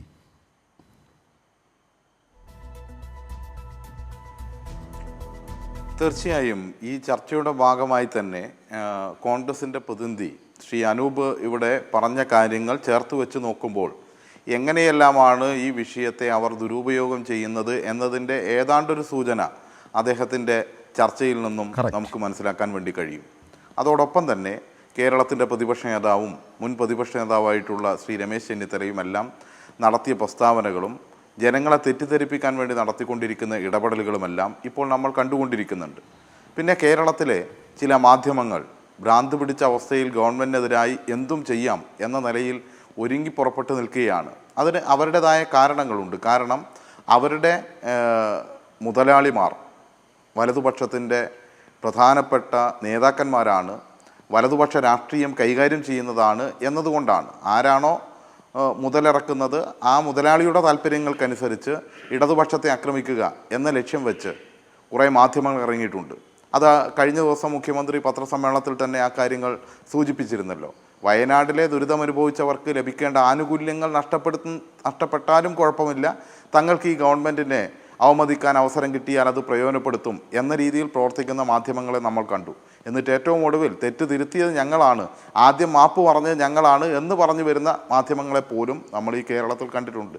ഇതിൻ്റെ മുന്നിലേക്ക് വിവാദങ്ങളെ, വിഷയങ്ങളെ ഇട്ടുകൊടുക്കാനുള്ള ഒരു രീതി ശരിയല്ല എന്ന് തന്നെയാണ്. അത്തരം ഒരു രീതി പിന്തുടരുത് എന്ന് അഭ്യർത്ഥിക്കുന്ന നിലയിൽ തന്നെയാണ് പാർട്ടി സംസ്ഥാന സെക്രട്ടേറിയറ്റിൻ്റെ സ്റ്റേറ്റ്മെൻറ്റ് വന്നിട്ടുള്ളത്. നേരത്തെ ശ്രീ M ജയചന്ദ്രൻ ഇവിടെ വിശദമായി ആ കാര്യം സൂചിപ്പിച്ചിട്ടുണ്ട്. ഞാനതിലേക്ക് കടക്കുന്നില്ല. മുഖ്യമന്ത്രിക്ക് നൽകിയ പരാതി വളരെ കൃത്യമായി തന്നെ അന്വേഷിക്കുന്നില്ല എന്ന അഭിപ്രായം ഒരാൾക്കും പറയാൻ വേണ്ടി കഴിയില്ല. അന്വേഷിക്കുന്നുവെന്ന് മാത്രമല്ല, അതിൻ്റെ ഓരോ ഘട്ടത്തിലും കൃത്യമായ നിലപാടുകൾ സ്വീകരിക്കപ്പെടുന്നുണ്ട്. അതിൻ്റെ ഭാഗമായിട്ടാണ് ADGP ഉൾപ്പെടെയുള്ള സുജിത് ദാസ് ഉൾപ്പെടെയുള്ള ആളുകൾക്കെതിരായി വിജിലൻസ് അന്വേഷണം ഉൾപ്പെടെ അതിൻ്റെ ഭാഗമായി വന്നിരിക്കുന്നത് എന്നതുകൂടി വ്യക്തമാണ്. ഇതിൻ്റെ അടിസ്ഥാനത്തിൽ കാര്യങ്ങൾ മുന്നോട്ട് പോയിക്കൊണ്ടിരിക്കുന്നു. അതിൽ അഭിപ്രായ വ്യത്യാസം പ്രകടിപ്പിക്കാൻ ഈ പറഞ്ഞ ശ്രീ PV അൻവർ ഉൾപ്പെടെയുള്ള ആളുകൾ തയ്യാറായിട്ടില്ല എന്നത് നമ്മൾ കാണേണ്ടതാണ്. അപ്പുറത്ത് ഇതിൻ്റെ കോപ്പി പാർട്ടിക്ക് നൽകിയിട്ടുണ്ട്. പാർട്ടി ആ കാര്യങ്ങൾ പരിശോധിച്ചിട്ടുണ്ട്. രേഖാമൂലം സമർപ്പിച്ച കാര്യങ്ങൾ പാർട്ടിയും പരിശോധിച്ചു വരുന്നു. ഇതെല്ലാം നിയതമായ രീതികളാണ്. ആ രീതിയിൽ നിന്നുകൊണ്ട് മുന്നോട്ട് പോകുന്ന സമയത്ത് തുടർച്ചയായി മാധ്യമങ്ങളെ കണ്ട് ഇത്തരം വാർത്തകളും വളച്ചൊടിക്കാനുള്ള സാഹചര്യങ്ങളും ഈ ഗവൺമെൻറ്റിനെയും പാർട്ടിയെയും എല്ലാം അവമതിക്കാനുള്ള സാഹചര്യവും ഒരുക്കി കൊടുക്കുക, അല്ലെങ്കിൽ ആ രീതിയിലേക്ക് മാറുക എന്നത് അങ്ങേയറ്റം പ്രയാസമുണ്ടാക്കുന്നതാണ്. അതുകൊണ്ടാണ് അത്തരം നിലപാടിൽ നിന്ന് തിരുത്തൽ വരുത്തണമെന്ന് പാർട്ടി സെക്രട്ടേറിയറ്റിൻ്റെ പ്രസ്താവനയിലൂടെ തന്നെ മുന്നോട്ട് വെച്ചിരിക്കുന്നത് നമുക്ക് കാണാൻ വേണ്ടി കഴിയും. അതാണ് നേരത്തെ ഇവിടെ സൂചിപ്പിച്ചത്. ഇതിനെ എങ്ങനെയെല്ലാം മുതലാക്കാമെന്ന് കോൺഗ്രസും BJPയും എല്ലാം ശ്രമിച്ചുകൊണ്ടിരിക്കുകയാണ്. നടപടികൾ സ്വീകരിക്കുമ്പോൾ നിയമപരമായി കൃത്യമായ അന്വേഷണത്തിലൂടെ കാര്യങ്ങൾ ചെയ്യാൻ വേണ്ടി പറ്റൂ. ഇവിടെ ഗവൺമെൻറ് എന്ത് ചെയ്താലും അതിനെ എതിർക്കുക എന്ന നിലപാടാണല്ലോ സ്വീകരിച്ചിട്ടുള്ളത്. നമുക്കറിയാം, ഇപ്പോൾ സെൻകുമാറിൻ്റെ വിഷയം നേരത്തെ വന്നിരുന്നു. കേരളത്തിൻ്റെ DGP ആയി പ്രവർത്തിച്ച സെൻകുമാർ, അദ്ദേഹം ഈ ഗവൺമെൻറ് ഒന്നാം പിണറായി സർക്കാർ അധികാരത്തിൽ വരുന്ന ഘട്ടത്തിൽ DGP ആയി വരുന്ന സാഹചര്യത്തിൽ നിന്ന് അദ്ദേഹത്തെ മാറ്റി നിർത്തി. അദ്ദേഹത്തെക്കുറിച്ച് വ്യക്തമായ ധാരണ ഈ പറഞ്ഞ RSS BJP ബന്ധമുൾപ്പെടെ വർഗീയപരമായി നിലപാട് സ്വീകരിക്കുന്നു എന്നതുൾപ്പെടെയുള്ള വ്യക്തമായ ധാരണയുടെ അടിസ്ഥാനത്തിലാണ് ആ സമയത്ത് ഈ പറഞ്ഞ ഇന്ന് വലിയ വായിൽ വർത്തമാനം പറഞ്ഞുകൊണ്ടിരിക്കുന്ന കേരളത്തിൻ്റെ പ്രതിപക്ഷ നേതാവും അതുപോലെ തന്നെ മുൻ പ്രതിപക്ഷ നേതാവ് ശ്രീ രമേശ് ചെന്നിത്തലയും ഉൾപ്പെടെയുള്ള ആളുകൾ എന്താണ് പറഞ്ഞത്? അന്ന് ഈ സെൻകുമാറിന് വേണ്ടി വാദിക്കുകയായിരുന്നല്ലോ അവരെല്ലാവരും. കേരളത്തിൻ്റെ നിയമസഭയ്ക്കകത്ത് ശ്രീ MK മുനീർ ഉൾപ്പെടെയുള്ള ആളുകൾ എന്ത് ഘോരഘോര പ്രസംഗങ്ങളാണ് നടത്തിയത് എന്ന് നമുക്ക് ഓർമ്മയില്ലേ? ഇതെല്ലാം നമ്മൾ കണ്ടിട്ടുള്ള കാര്യമാണ്. പക്ഷേ പിന്നീട് BJPയുടെ സ്ഥാനാർത്ഥിയായി വലിയ തോതിലുള്ള വർഗീയ പ്രചാരണത്തിനുൾപ്പെടെ വിദ്വേഷ പ്രചാരണത്തിലുൾപ്പെടെ അദ്ദേഹം വരുന്നത് നമ്മൾ കാണുന്ന കാഴ്ചയുമുണ്ടായി. അപ്പോഴാണ് ഇടതുപക്ഷവും CPIM-ഉം അതുപോലെ തന്നെ മുഖ്യമന്ത്രിയും എല്ലാം സ്വീകരിക്കുന്ന നിലപാട് ശരിയായിരുന്നു എന്ന് ഇപ്പോൾ ബോധ്യപ്പെടുന്നത്. അതുപോലെ തന്നെ ഓരോ കാര്യത്തിലായാലും ആ ബോധ്യപ്പെടലുണ്ടാകും. ആ ബോധ്യപ്പെടലുണ്ടാകുമ്പോൾ ചരിത്രത്തെ വക്രീകരിച്ച് അടിയന്തരാവസ്ഥ കാലത്ത് ജനസംഘം കൂടെയുണ്ടായിരുന്നു എന്നൊക്കെ പറയുമ്പോൾ കേരളം ചരിത്രം അറിയാത്തവരാണ് എന്ന് കോൺഗ്രസിൻ്റെ വക്താവ് കരുതരുത് എന്ന് മാത്രമേ പറയാനുള്ളൂ. ഇത് നമ്മൾ ദീർഘകാലം ചർച്ചയിൽ പറഞ്ഞിട്ടുള്ള കാര്യമാണ്. അതുകൊണ്ട് ഞാനതിൻ്റെ വിശദാംശങ്ങളിലേക്കൊന്നും പോകുന്നില്ല. ജനാധിപത്യം പൂർണ്ണമായി അസ്തമിക്കപ്പെട്ട ഒരു കാലത്ത് ജനതാ പാർട്ടി അതിനെതിരായിട്ടുള്ള പോരാട്ടത്തിൻ്റെ നേതൃത്വത്തിലേക്ക് വരുമ്പോൾ അവിടെ RSSും ഇല്ല, ജനസംഘവുമില്ല. ജനസംഘം പിരിച്ചുവിട്ടിട്ടാണ് ഇതിലേക്ക് വരുന്നത് എന്നെല്ലാം ചരിത്രമുണ്ട്. അല്ലാതെ RSSൻ്റെയും BJPയുടെയും അല്ലെങ്കിൽ ജനസംഘത്തിൻ്റെയും ഭാഗമായി പ്രവർത്തിച്ച ചരിത്രം ഒരു കമ്മ്യൂണിസ്റ്റുകാർക്കും ഉണ്ടാവില്ല. അങ്ങനെ ഒരു ചരിത്രം രേഖപ്പെടുത്താനും കഴിയില്ല എന്നൊരു വസ്തുതയാണ്. അപ്പുറത്ത് നമ്മൾ പരിശോധിച്ചാൽ കാണാം, ശ്രീ ജയറാം പടിക്കലിൻ്റെ ഇന്നലെ മുഖ്യമന്ത്രി തന്നെ ചൂണ്ടിക്കാണിച്ച ഉദാഹരണം വളരെ വലുതാണല്ലോ. നമ്മുടെയെല്ലാം കണ്ണിൻ്റെ മുന്നിലുള്ള കാര്യമാണല്ലോ അത്.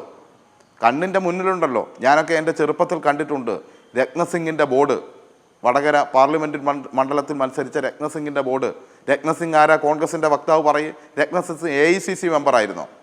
ഇപ്പുറത്ത് ബേപ്പൂരിൽ മത്സരിച്ച മാധവൻകുട്ടി കോൺഗ്രസിൻ്റെ AICC മെമ്പറായിരുന്നു. ഈ രണ്ടുപേരും കൃത്യമായ RSSൻ്റെ വക്താക്കളായിരുന്നു എന്ന് ആർക്കും അറിയാവുന്ന കാര്യമല്ലേ? അവരെയല്ലേ നിങ്ങൾ മത്സരിപ്പിച്ചത്? അതിൻ്റെ ഭാഗമായിട്ടാണ് ജയറാം പടിക്കൽ ഉൾപ്പെടെ ഉണ്ടായിരുന്നത്, അതിൻ്റെ ഇടനിലക്കാരനായിരുന്നു എന്ന് പറഞ്ഞ കാര്യം അദ്ദേഹം ജീവിച്ചിരിക്കുന്ന കാലത്ത് ഏതെങ്കിലും ഒരു കോൺഗ്രസ്സുകാർ നിഷേധിച്ചിട്ടുണ്ടോ?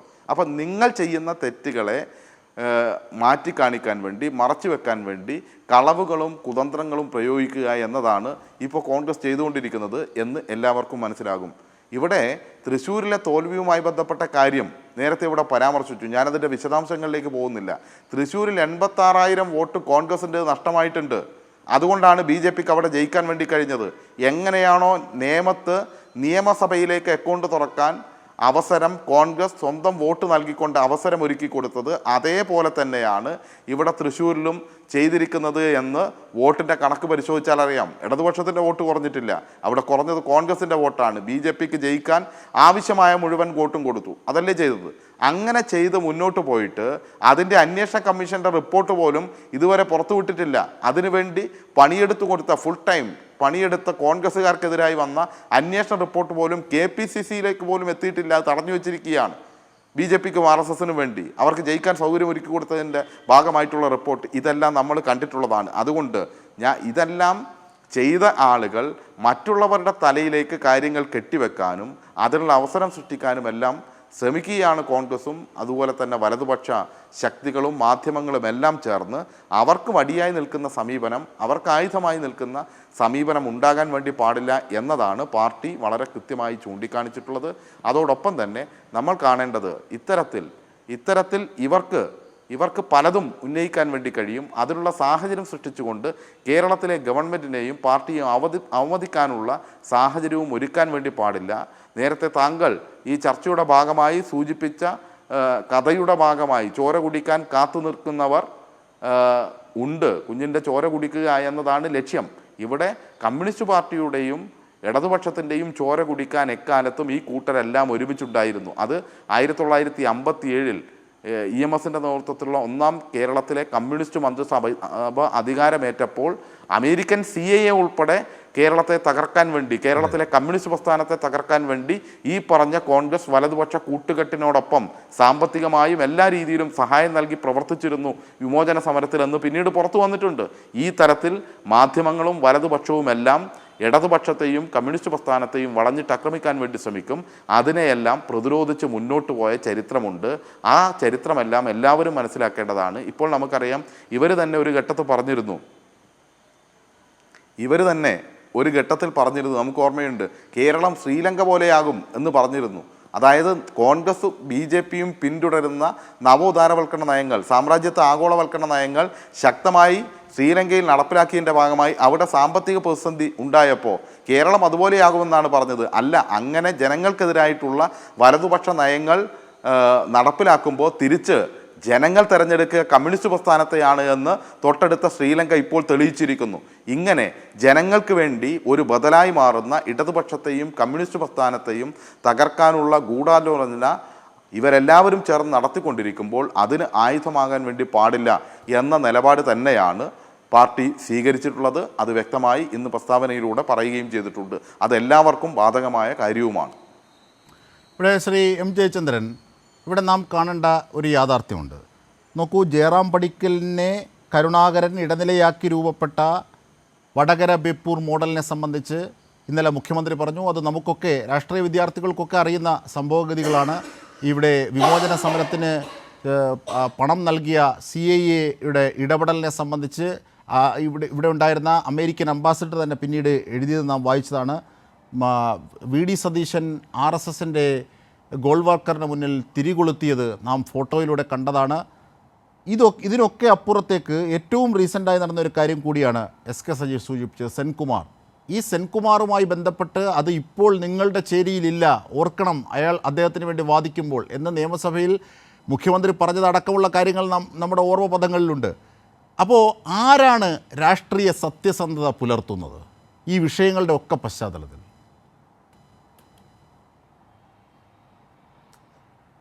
അല്ല, ഈ പൊളിറ്റിക്കൽ ഓണസ്റ്റി എന്ന് പറയുന്നത് വളരെ പ്രധാനപ്പെട്ട ഒരു കാര്യമാണ് ഈ ഭരണനിർവഹണത്തിൽ, അജിംഷാദെ. അത് നമ്മളുടെ ഭരണനിർവഹണത്തിലെ ഏറ്റവും പ്രധാനപ്പെട്ട ഒരു സംഗതി എന്ന് പറഞ്ഞാൽ പൊളിറ്റിക്കൽ ഓണസ്റ്റി തന്നെയാണ്. ഞാനതാണ് പറഞ്ഞത്, തുടക്കത്തിൽ പറഞ്ഞതും അതുതന്നെയാണ്. ഇന്നലത്തെ മുഖ്യമന്ത്രിയുടെ പത്രസമ്മേളനം എന്ന് പറയുന്നത് എന്താണ് പൊളിറ്റിക്കൽ ഓണസ്റ്റി, ഒരു ഭരണാധികാരിക്ക് പൊതുസമൂഹത്തോട് ഒരു മറയുമില്ലാതെ തുറന്നു പറയാൻ കഴിയുന്നത്. എത്ര ചോദ്യങ്ങൾ വേണമെങ്കിലും മാധ്യമപ്രവർത്തകർക്ക് ചോദിക്കാമായിരുന്നു.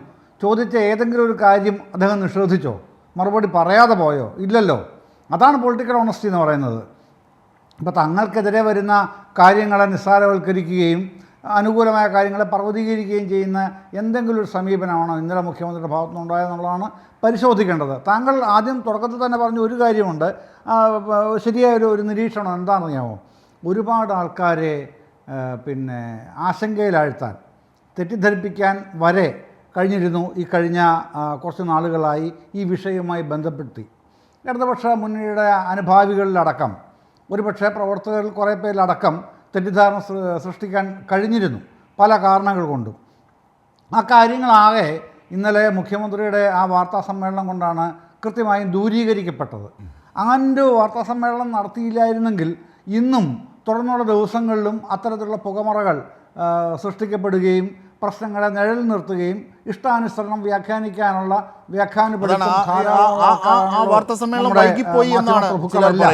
അറിയുമല്ലോ. വൈകിയൊന്നും പോയില്ല, ടൈംലി ആയിട്ടാണ് മുഖ്യമന്ത്രിയുടെ ഇടപെടൽ എന്നാണ് എൻ്റെ ഒരു കാഴ്ചപ്പാട്, തോന്നൽ കേട്ടോ. കാരണം ഇതിൻ്റെ അകത്ത് ആ ടൈംലി ഞാൻ പറയാൻ മറ്റൊന്നും കൊണ്ടല്ല, മറ്റൊരു കാരണവും കൊണ്ടല്ല. ഈ അത് ഏറ്റവും അതല്ല, ഈ പാർട്ടിക്കും പാർട്ടിയുടെ അഭ്യുദയാകാംക്ഷികൾക്കും ഈ സർക്കാരിനെ പിന്തുണയ്ക്കുന്നവരുമായ ഒരു വലിയ ജനവിഭാഗത്തിന് ചില കാര്യങ്ങളിൽ ദിശ നൽകാനാകാതെ താങ്കൾ നേരത്തെ സൂചിപ്പിച്ചതുപോലെ ഒരു നിമിഷങ്ങൾ വന്നു. അത് ഒരുപക്ഷെ മുഖ്യമന്ത്രിയുടെ വാർത്താ സമ്മേളനത്തോടു കൂടിയാണ് മാറുന്നതും ദൂരീകരിക്കപ്പെടുന്നത്. അതുകൊണ്ടാണ് ഞാൻ ചില ഇതൊന്ന് കേൾക്കൂ. അതെ, ഓക്കെ, ഞാനത് പറയാം. ഇതൊന്ന് കേൾക്കൂ. അതായത് ഈ ഒരാഴ്ചയോളം മുഖ്യമന്ത്രിയുടെ ഓഫീസിൽ പിടിച്ചു വച്ചിരിക്കുകയായിരുന്നു എന്ത്, DGP നൽകിയ വിജിലൻസ് റിപ്പോർട്ട്, അന്വേഷണത്തിലുള്ള റിപ്പോർട്ട് പിടിച്ചു വച്ചിരിക്കുകയായിരുന്നു. ആരാ പിടിച്ചു വെച്ചത്? മുഖ്യമന്ത്രിയുടെ ഓഫീസ്. മുഖ്യമന്ത്രിയുടെ ഓഫീസ് പിടിച്ചു വെക്കുമെന്ന് പറഞ്ഞാൽ ഉദ്ദേശിക്കുന്ന ആരാണെന്ന് അറിയാമല്ലോ, പൊളിറ്റിക്കൽ സെക്രട്ടറിയെ. അതുപോലും മാധ്യമങ്ങൾ അന്വേഷിക്കുന്നില്ല. എങ്ങനെയാണ് റിപ്പോർട്ട് വരിക മുഖ്യമന്ത്രിയുടെ ഓഫീസിലേക്ക്? മുഖ്യമന്ത്രിയുടെ ഓഫീസിലേക്ക് DGPയുടെ റിപ്പോർട്ട് നേരെ അങ്ങ് വരികയാണോ ചെയ്യുന്നത്? അല്ലല്ലോ. അത് ആഭ്യന്തര സെക്രട്ടറി കാണണം DGPയുടെ റിപ്പോർട്ട്. ആഭ്യന്തര സെക്രട്ടറി സ്ഥലത്തുണ്ടായിരുന്നില്ല സാർ, അത് ഔട്ട് ഓഫ് സ്റ്റേറ്റ് ആയിരുന്നു. അതന്വേഷിക്കുന്നുണ്ടോ ആരെങ്കിലും? മാധ്യമപ്രവർത്തകർ അന്വേഷിച്ചോ? ഇല്ല, പറഞ്ഞോ? ഇല്ലല്ലോ. പിന്നെ ചീഫ് സെക്രട്ടറി കാണണം, ആ റിപ്പോർട്ടർ ചീഫ് സെക്രട്ടറി കാണണം. ചീഫ് സെക്രട്ടറി അവരുടെ ജീവിതത്തിലെ ഏറ്റവും വ്യക്തിപരമായ കാര്യത്തിനായി പിന്നെ മകളുടെ വിവാഹം അതിനായിരുന്നു. 20-ാം തീയതി ആയിരുന്നു അതിൻ്റെ റിസപ്ഷൻ. മിനിഞ്ഞാന്ന് ചെന്നൈയിൽ മുഖ്യമന്ത്രി അടക്കം പോയിരുന്നല്ലോ. അതിൻ്റെ തിരക്കിലായിരുന്നു അവർ. അപ്പോൾ ഇവർ രണ്ടുപേരും കണ്ടിട്ടാണ് മുഖ്യമന്ത്രിയിലേക്ക് ഈ ഫയൽ വരേണ്ടത്. ഫയൽ വ്യാഴാഴ്ച കിട്ടുന്നു. കിട്ടി 1 മണിക്കൂറിനകം മുഖ്യമന്ത്രി ഒപ്പിട്ടു ആ ഫയലിൽ. അതാണ് വസ്തുത, സത്യം അതാണ്. എന്നിട്ട് പറഞ്ഞ് പരത്തിയതെന്താണ്? ചിലർ പറയുന്നു 8 ദിവസം, ചിലർ പറയുന്നു 9, ചിലർ പറയുന്നു 11. അത്തരത്തിൽ പറയുന്നതിന് ഒരു മടിയില്ലാത്ത നിലയിലാണ് സ്വീകരിച്ചത്. എന്തും പറയാം എന്നുള്ളതാണ്. ഇത്തരം റിപ്പോർട്ടുകൾ DGPയും ആഭ്യന്തര സെക്രട്ടറിയും പിന്നെ ചീഫ് സെക്രട്ടറിയൊക്കെ കാണുന്ന റിപ്പോർട്ടുകൾ നേരെ പൊളിറ്റിക്കൽ സെക്രട്ടറിയിലാണ് കൊണ്ട് കൊടുക്കുന്നതെന്ന് പറയാനും മാത്രമുള്ള ആ ഒരു മണ്ടത്തരം, അതാണ് നമുക്ക് ഈ മണ്ടത്തരമല്ല, അത് ബോധപൂർവം തന്നെയാണ്. അത് മുഖ്യമന്ത്രിയുടേതാണ് കിട്ടുക, അത് പൊളിറ്റിക്കൽ സെക്രട്ടറിയല്ല കൊണ്ട് കൊടുക്കുന്നതെങ്കിലും അന്വേഷിച്ച് മനസ്സിലാക്കാൻ കഴിയാത്ത കാര്യമൊന്നുമല്ല ഇതൊന്നും. പക്ഷേ മുഖ്യമന്ത്രി ഇത്രയും കാര്യങ്ങൾ വിശദമായിട്ട് പറഞ്ഞില്ലെങ്കിലും നിങ്ങൾക്ക് അന്വേഷിച്ചു കൂടായിരുന്നോ എന്നൊരു ചോദ്യം അദ്ദേഹം ചോദിക്കുന്നുണ്ട് ഇന്നലത്തെ വാർത്താ സമ്മേളനത്തിൽ. ആ തരത്തിലാണ് കാര്യങ്ങൾ. പിന്നെ VD സതീശൻ പറയുമ്പോഴും ഇപ്പോൾ ഇദ്ദേഹം അനൂപ് പറയുമ്പോഴും ഒരു പ്രശ്നം എന്താണെന്നറിയാമോ? അനൂപെ, ഈ തൃശ്ശൂരെ ഈ തോൽവിയുടെ പേരിൽ കോൺഗ്രസ്സിലാണ്, UDFിലെ കോൺഗ്രസ്സിലാണ് നടപടി ഉണ്ടായത് കേട്ടോ. നേതാക്കൾക്കെതിരെ, ജോസ് വള്ളൂരിനെതിരെ, TN പ്രതാപനെതിരെ ആ സ്ഥാനത്തു നിന്ന് നീക്കി. പിന്നെ താങ്കൾ തന്നെ പറഞ്ഞതുപോലെ പാലക്കാട് MPയെ അവിടുത്തെ പ്രസിഡൻ്റാക്കി. LDFിലെ ആർക്കും എതിരെ നടപടിയെടുക്കേണ്ടി വന്നിട്ടില്ല. CPIക്ക് നടപടിയെടുക്കേണ്ടി വന്നിട്ടില്ല. CPMന് നടപടിയെടുക്കേണ്ടി വന്നിട്ടില്ല. ഒരാളുടെ പേരിലും നടപടിയില്ല. എന്തുകൊണ്ടാണ് അത്? LDFിൻ്റെ പ്രവർത്തനം എങ്ങനെയായിരുന്നു, പിന്നെ കിട്ടിയ വോട്ടിൻ്റെ ആ പാറ്റേൺ എങ്ങനെയായിരുന്നു, കൃത്യമായിട്ട് ബോധ്യമുണ്ട് LDFന്.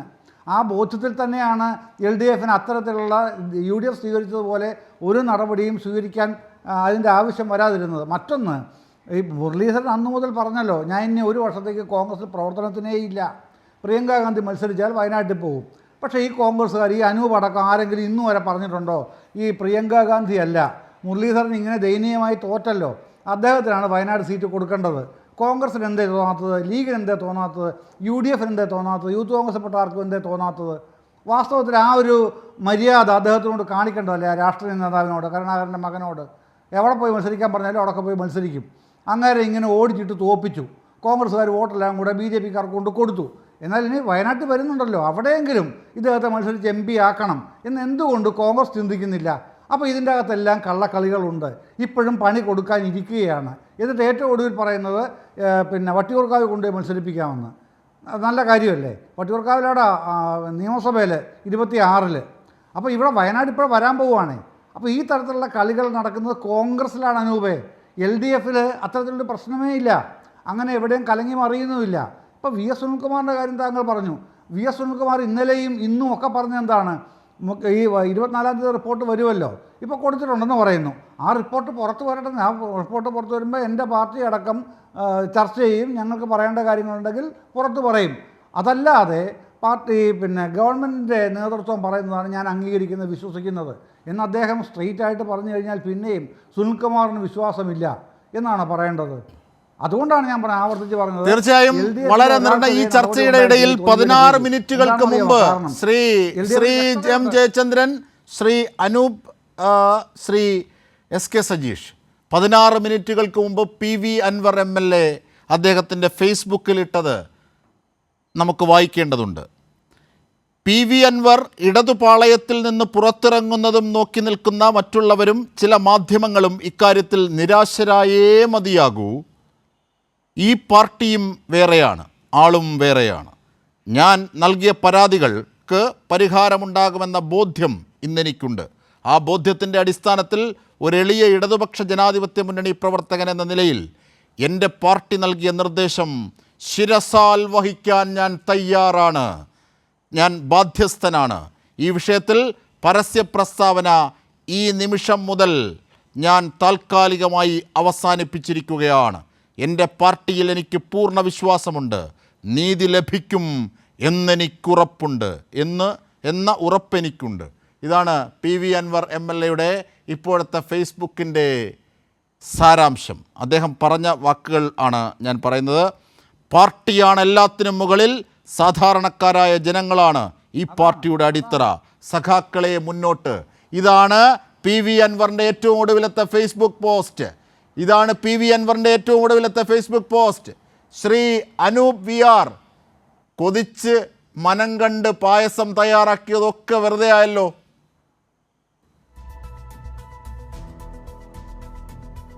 അല്ല, എന്ത് വെറുതെ ആയിന്നാ പറഞ്ഞത്? അൻവറിനെ ഞങ്ങൾ ആരെങ്കിലും സ്വീകരിക്കാൻ നിൽക്കുന്നുണ്ടോ? അൻവറിനെ സംബന്ധിച്ച് അൻവർ പറഞ്ഞതൊന്നും അൻവർ പറഞ്ഞതൊന്നും ഞാൻ എന്താ പറഞ്ഞത്? കോൺഗ്രസ് പശ്ചാത്തലം എന്ന് പറയുന്നത് അത്ര മോശമല്ല. അത് അൻവറിൻ്റെ കാര്യത്തിലല്ല, ആരുടെ കാര്യത്തിലും മോശമല്ല. ഒരു മുൻ കോൺഗ്രസ്സുകാരൻ അയാളുടെ കോൺഗ്രസ് ഭൂതകാലം അങ്ങനെ ഒളിപ്പിച്ചു വെക്കേണ്ട കാര്യമൊന്നുമില്ല എന്നാണ് പറഞ്ഞത്. അത് സത്യമല്ലേ? കോൺഗ്രസ് മതേതരത്വത്തിന്റെ പാതയിൽ മാത്രം ചലിച്ചിട്ടുള്ളതാണ് അദ്ദേഹത്തിന്റെ കുടുംബവും അദ്ദേഹത്തിന്റെ പശ്ചാത്തലവും. അത് വിസ്മരിച്ചുകൊണ്ടല്ലോ, അത് അറിഞ്ഞുകൊണ്ടാണല്ലോ പാർട്ടിയിലേക്ക് അദ്ദേഹം വന്നതും അദ്ദേഹം സ്വീകരിച്ചതും, പാർട്ടിയല്ല മുന്നണിയിലേക്ക് അല്ലെങ്കിൽ ആ സംവിധാനത്തിലേക്ക്. അല്ല, ഞാനൊന്ന് പറയട്ടെ. അല്ല, അതെ, അത് തന്നെയാണല്ലോ ഞങ്ങളും പറഞ്ഞത്. ഇവിടെ ശരിയായ ദിശയിലാണ് കാര്യങ്ങൾ എത്തുന്നത്. നോക്കൂ, അൻവറിന്റെ ഏറ്റവും ഒടുവിലത്തെ ഫേസ്ബുക്ക് പോസ്റ്റ് 16 മിനിറ്റ് മുമ്പ് വന്ന ഫേസ്ബുക്ക് പോസ്റ്റ് താങ്കൾക്കൊന്ന് വായിക്കാം. ഞാനിപ്പോൾ വായിച്ചത് അതിലെ ഒരു ഭാഗം മാത്രമാണ്. അത് താങ്കൾക്ക് വായിക്കാം.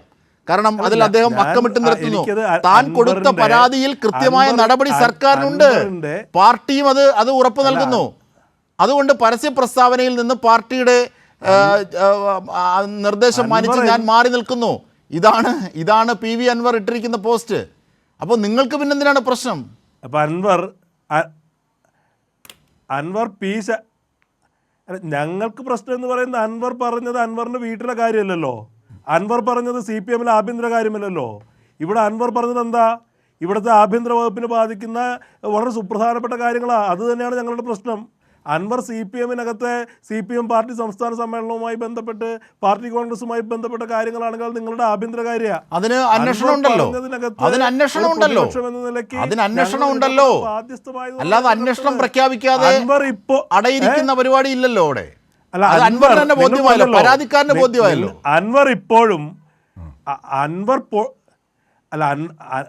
അൻവറിന് ബോധ്യമായോ ബോധ്യമായില്ല എന്നുള്ള വിഷയം. പൊളിറ്റിക്കൽ സെക്രട്ടറി P ശശിയെക്കുറിച്ച് അൻവർ പറഞ്ഞത് അൻവർ ഇപ്പോഴും പിൻവലിച്ചിട്ടില്ല. അൻവർ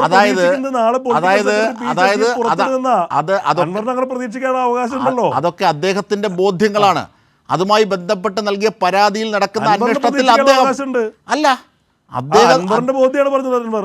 അതെ, ആ അൻവറിന്, പരാതിക്കാരനായ അൻവറിന് ഈ കാര്യത്തിൽ എല്ലാം തൃപ്തമാണ്, ബോധ്യമാണ്. പിന്നെ എങ്ങനെയാണ് പുറത്തു നിൽക്കുന്നത്? നിങ്ങൾക്ക് തൃശ്ശൂരിൽ BJP-യുമായി വോട്ട് കച്ചവടം നടത്തി എന്ന് നിങ്ങളുടെ കമ്മിറ്റി റിപ്പോർട്ടിലുണ്ടോ? അൻവർ പറഞ്ഞത് എന്താ? ഞങ്ങള് ഒരു ഗവൺമെന്റ് അല്ലല്ലോ. ഞാനൊരു കാര്യം പറയാം. സജീഷ് നേരത്തെ KPCC യോഗത്തിൽ റിപ്പോർട്ട് വന്നിട്ടില്ല എന്ന് പറഞ്ഞു. സജീഷ് KPCC യോഗത്തിൽ പങ്കെടുക്കുന്ന വിവരം എനിക്കറിയില്ല.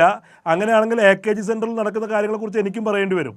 സജീഷ് KPCC യോഗത്തിനെക്കുറിച്ച് ഭാവനയിൽ കഥകൾ ഉണ്ടാക്കിയാൽ അതിലും മനോഹരമായി AKG സെൻറ്ററിൽ നടക്കുന്ന വിവരങ്ങളെക്കുറിച്ച് എനിക്ക് കഥകൾ ഉണ്ടാക്കാൻ കഴിയും. അപ്പോൾ അതൊന്നും പറയണ്ട. പിന്നെ ഒരു കാര്യം ഞാൻ പറയാം. ഇതിനകത്ത് വളരെ കൃത്യമായി തൃശ്ശൂർ പാർലമെൻറ്റ് മണ്ഡലത്തിൽ CPM-ൻ്റെ ഭാഗത്തുനിന്ന് എന്ത് പാളിച്ചെന്ന് പറയുന്നത്. തൃശ്ശൂരിലെ മേയർ ആരാ? ഈ കഴിഞ്ഞ തിരഞ്ഞെടുപ്പിൽ ഉടനീളം സുരേഷ് ഗോപിയുടെ ഏറ്റവും വലിയ പരസ്യ പ്രചാരകനായിരുന്നു തൃശ്ശൂർ മേയറല്ലേ. എന്നിട്ട് അവർക്ക് 13,000 വോട്ട് കൂടിയല്ലോ. പറഞ്ഞിട്ടില്ലേ? അവിടെ നിങ്ങളുടെ പിന്തുണ കൂടി ഭരിക്കുന്ന എന്നിട്ട് 13,000 വോട്ട് അവർക്ക് കൂടി. കഴിഞ്ഞ തവണയിൽ നിന്ന് ജയിച്ച നിങ്ങൾ 3-ാം സ്ഥാനത്ത് പോയി 86,000 വോട്ട് പോയി. എന്നിട്ട് എങ്ങനെയാണ് അനൂപ് അത് പറയുന്നത്? ഞങ്ങളുടെ വോട്ട് അല്ല, അത് ശരി, ഞങ്ങളുടെ വോട്ട് പോയതുകൊണ്ടാണല്ലോ ഞങ്ങൾ അന്വേഷിക്കുന്നത്, ഞങ്ങൾ അംഗീകരിക്കുന്നത്. തൃശ്ശൂർ മേയർ സുരേഷ് ഗോപിയെ പ്രകീർത്തിച്ചത് ശരിയായ രാഷ്ട്രീയ പ്രക്രിയയായി താങ്കൾ കരുതുന്നോ, സജീഷ് കരുതുന്നോ, അവിടെ ഇരിക്കുന്ന ജയചന്ദ്രൻ സാർ കരുതുന്നോ? നിങ്ങളുടെ തെറ്റ് അഡ്മിറ്റ് ചെയ്യുന്നേ. നിങ്ങളുടെ മേയറാണ്, നഗരപിതാവാണ്. സുരേഷ് ഗോപിയെ പരസ്യമായി ചാനലുകൾക്ക് മുമ്പിലേക്ക് ആനയിച്ചു കൊണ്ടുവന്ന് ഇലക്ഷന്റെ മൂർധന്യത്തിൽ അദ്ദേഹത്തെ പുകഴ്ത്തിയത്. കലാകാരൻ എന്ന നിലയിലുള്ള മാനദണ്ഡത്തിലാണ്. അതിന് രാഷ്ട്രീയമായ മുഖമില്ല. അതിന് രാഷ്ട്രീയമായ മുഖമുണ്ടോ? അത് രാഷ്ട്രീയമായി സഹായിച്ചിട്ടില്ല. അത് രാഷ്ട്രീയമായി സഹായിച്ചിട്ടില്ല എന്നുള്ളതല്ലേ അവരുടെ അവരുടെ സംവിധാനങ്ങളൊക്കെ കൃത്യമായി പ്രവർത്തിച്ചു എന്നല്ലേ 13,000 വോട്ട് കൂടിയതിൽ നിന്ന് മനസ്സിലാക്കി. അല്ല നിങ്ങൾ ഇപ്പോഴും ഒരേ ഒരു ചോദ്യമാണ് സുരേഷ് ഗോപി അദ്ദേഹത്തെ പ്രകീർത്തിച്ചത് ശരിയാണോ? നിങ്ങളിങ്ങനെ ന്യായീകരിച്ച് സജീഷ് പറഞ്ഞാൽ മനസ്സിലാക്കാം. നിങ്ങൾക്ക് നിങ്ങളുടെ രാഷ്ട്രീയ നിലപാടുണ്ടാവാം, ചാനൽ നിലപാടുണ്ടാവാം, അതൊക്കെ യാഥാർത്ഥ്യമാണ്. പക്ഷെ സജീഷ് പോലും ന്യായീകരിക്കാത്ത തരത്തിലേക്ക് നിങ്ങൾ ന്യായീകരിക്കല്ലേ? ഞാൻ ആരെയും ന്യായീകരിച്ചിട്ടില്ല. ഞാൻ നിങ്ങളുടെ വാദങ്ങളിലുള്ള വൈരുദ്ധ്യത്തെ ബോധ്യമാക്കാൻ ചില ചോദ്യങ്ങൾ ചോദിച്ചതേ ഉള്ളൂ. അതൊരു പക്ഷത്തിൽ നിന്നുകൊണ്ട് ചോദിക്കുന്നേ ഉള്ളൂ. അത് തിരിച്ച് സജീഷിനോട് ഞാൻ ചോദിക്കും.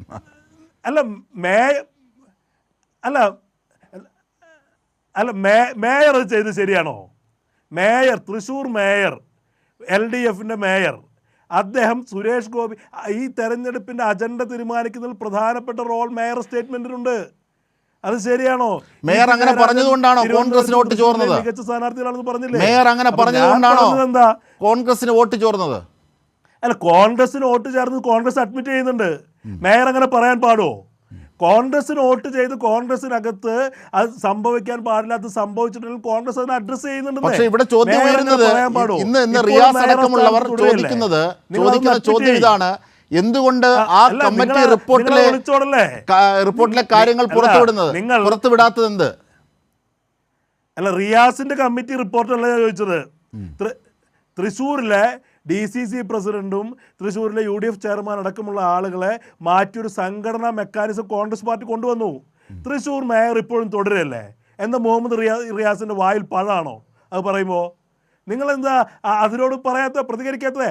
ഞങ്ങൾക്ക് പാളിച്ചകൾ പറ്റിയിട്ടുണ്ടെന്നേ, ഞങ്ങളത് അഡ്മിറ്റ് ചെയ്യുന്നുണ്ട്. അതുകൊണ്ടാണ് ഞങ്ങൾ തിരുത്ത നടപടികളിലേക്ക് വരുന്നത്. പക്ഷെ CPM ഇപ്പോഴും ഇതിനകത്തൊരു നേരത്തെ സംസാരിച്ച ജയചന്ദ്രൻ സാർ പറഞ്ഞു CPMന് ഒരാളെ പോലും മാറ്റേണ്ടി വന്നിട്ടില്ല എന്ന്. CPM മാറ്റാത്തത് കൊണ്ടാ മേയർക്കെതിരെ ഉള്ള കൃത്യമായ ആരോപണം അവിടെ ഉയർന്നിട്ടുണ്ട്. ഞാൻ ഉന്നയിക്കുന്നതല്ല, കോൺഗ്രസ് ഉന്നയിക്കുന്നതല്ല. ആളുകൾ മേയർ അത് പറയാൻ പാടില്ല. സജീഷിന് ഒഴുത്തി പറയാം. അല്ല, ഞാൻ പറയട്ടെ, നിങ്ങൾ മേയർ മാറ്റിയോ? വാക്കുകൾ പറഞ്ഞിട്ടുണ്ടെങ്കിൽ അതിന് രാഷ്ട്രീയമായി സ്വാധീനിക്കുകയോ ബാധിക്കുകയോ ചെയ്തിട്ടില്ലല്ലോ. ഇവിടെ വോട്ട് ചോർന്നത് ആരാണ്? അവിടെ ഫോക്കസ് ചെയ്യേണ്ടത്. ആരെങ്കിലും പറഞ്ഞു, എന്തെങ്കിലും പറഞ്ഞു, ഏതെങ്കിലും വാക്കുകളാണോ അത്? ഞാൻ തിരിച്ചെത്താം. സജേഷിനോട് തന്നെ ചോദിക്കാം. സജേഷ്, എനിക്കൊരു ഇടവേളയിലേക്ക് പോകുന്നതിന് മുമ്പ് ഒരു കുഞ്ഞു മറുപടി, വിശദമായി താങ്കളിലേക്ക് എത്താം. ഒരു കുഞ്ഞു മറുപടി താങ്കൾ കൈ ഉയർത്തിയതുകൊണ്ട്. അല്ല, ഈ കാര്യത്തിൽ ഒരു ഈ പ്രശ്നത്തിലൊരു കുഞ്ഞു മറുപടി പോരാ. എങ്കിലും ഞാൻ വളരെ ചുരുക്കി പറയാം. ഇവിടെ ആളുകളെ തെറ്റിദ്ധരിപ്പിക്കാൻ വേണ്ടി എങ്ങനെയെല്ലാം സാധിക്കും എന്നതിൽ ഗവേഷണം നടത്തുന്ന ഒരു പ്രവർത്തനമാണ് ഇപ്പോൾ കോൺഗ്രസിൻ്റെ പ്രതിനിധി ഇവിടെ നടത്തിയിട്ടുള്ളത്. അവിടെ മേയറോ മറ്റോ BJP സ്ഥാനാർത്ഥിയെ ജയിപ്പിക്കാനുള്ള ഒരു പ്രവർത്തനവും നടത്തിയിട്ടില്ല. അങ്ങനെ ഒരു അഭിപ്രായവും ആർക്കുമില്ല. പക്ഷേ കോൺഗ്രസ് എന്താണ് ചെയ്തത്? കെ കരുണാകരൻ്റെ മകളെ BJP ജയിപ്പിക്കാൻ വേണ്ടി വിട്ടുകൊടുത്തിട്ടാണ് ഈ വർത്തമാനം പറഞ്ഞുകൊണ്ടിരിക്കുന്നത്. പത്മജയെ വിട്ടുകൊടുത്തു. നിങ്ങൾ ഈ കേരളത്തിൽ കോൺഗ്രസിൻ്റെ മുഖ്യമന്ത്രിയായ R ശങ്കർ മുതൽ ഇങ്ങോട്ടെടുത്ത് പരിശോധിച്ചാൽ R ശങ്കറിൻ്റെ മകൻ BJPയിലേക്ക് പോയി, പിന്നെ AK ആൻ്റണിയുടേത് പോയി, കരുണാകരൻ്റെ മകൾ പോയി, ഏറ്റവും ഒടുവിൽ ഉമ്മൻചാണ്ടിയുടെ മകൻ ചാണ്ടി ഉമ്മൻ BJPയുടെ ദേശീയ അടിസ്ഥാനത്തിലുള്ള അഡ്വക്കേറ്റ് പാനൽ കൂടി വന്നിരിക്കുന്നു. നിങ്ങൾ എന്നിട്ട് ബാക്കിയുള്ള ആളുകളെയൊക്കെ കുറ്റം പറഞ്ഞുകൊണ്ടിരിക്കുകയാണ്. എന്ത് പറയാനാണിതൊക്കെ? പിന്നെ മറ്റൊന്ന്, നിങ്ങളുടെ പ്രിയങ്ക ഗാന്ധിയുടെ ഭർത്താവ് റോബർട്ട് വധേരയാണ് BJPയുടെ ഇലക്ഷൻ ഫണ്ടിലേക്ക് ഇലക്ഷൻ ബോണ്ട് മുഖേന 190 കോടി രൂപ കൊടുത്തത്. അതായത് BJPയെ ജയിപ്പിക്കാൻ വേണ്ടിയുള്ള ഫണ്ട് കൊടുത്തത് രാഹുൽ ഗാന്ധിയുടെ അളിയനാണ്. എന്നിട്ടാണ് ഈ വർത്തമാനം പറഞ്ഞുകൊണ്ടിരിക്കുന്നത്. ഇതൊക്കെ കേരളത്തിലെയും രാജ്യത്തെയും ജനങ്ങൾ തൊണ്ട തൊടാതെ അങ്ങ് വിഴുങ്ങണം. നിങ്ങൾ ആരോപണം ഉന്നയിച്ചാൽ ആരെങ്കിലും മോശക്കാരാകും എന്നാണോ കരുതുന്നത്? നിങ്ങൾ 86,000 വോട്ടിൻ്റെ കണക്കിൻ്റെ കാര്യം പറയൂ. പ്രതാപൻ ഉൾപ്പെടെയുള്ള മുൻ MPക്കെതിരായി നിങ്ങൾ നടപടിയെടുക്കേണ്ടി വന്ന സാഹചര്യമുണ്ടെങ്കിൽ അത് പറയൂ. ഞാൻ പറഞ്ഞത് നിങ്ങളുടെ KPCC യോഗത്തിൽ പങ്കെടുത്തിട്ടൊന്നുമല്ല. നിങ്ങൾ ഈ റിപ്പോർട്ട് പൂഴ്ത്തി വെച്ച് നിൽക്കുകയാണ് എന്ന് പൊതുസമൂഹത്തിനാകെ അറിയാം. അതേ പറഞ്ഞിട്ടുള്ളൂ. നിങ്ങൾ പറയൂ എന്നാൽ. ശരി. ശ്രീ അനൂപ് VR, പാർട്ടിക്ക് വിധേയമാണ്, തിരുത്തി മുമ്പോട്ട് പോകും എന്ന PV അൻവറിൻ്റെ ഒടുവിലത്തെ ഫേസ്ബുക്ക് പോസ്റ്റിലുള്ള പ്രതികരണം ചുരുക്കി പെട്ടെന്ന്.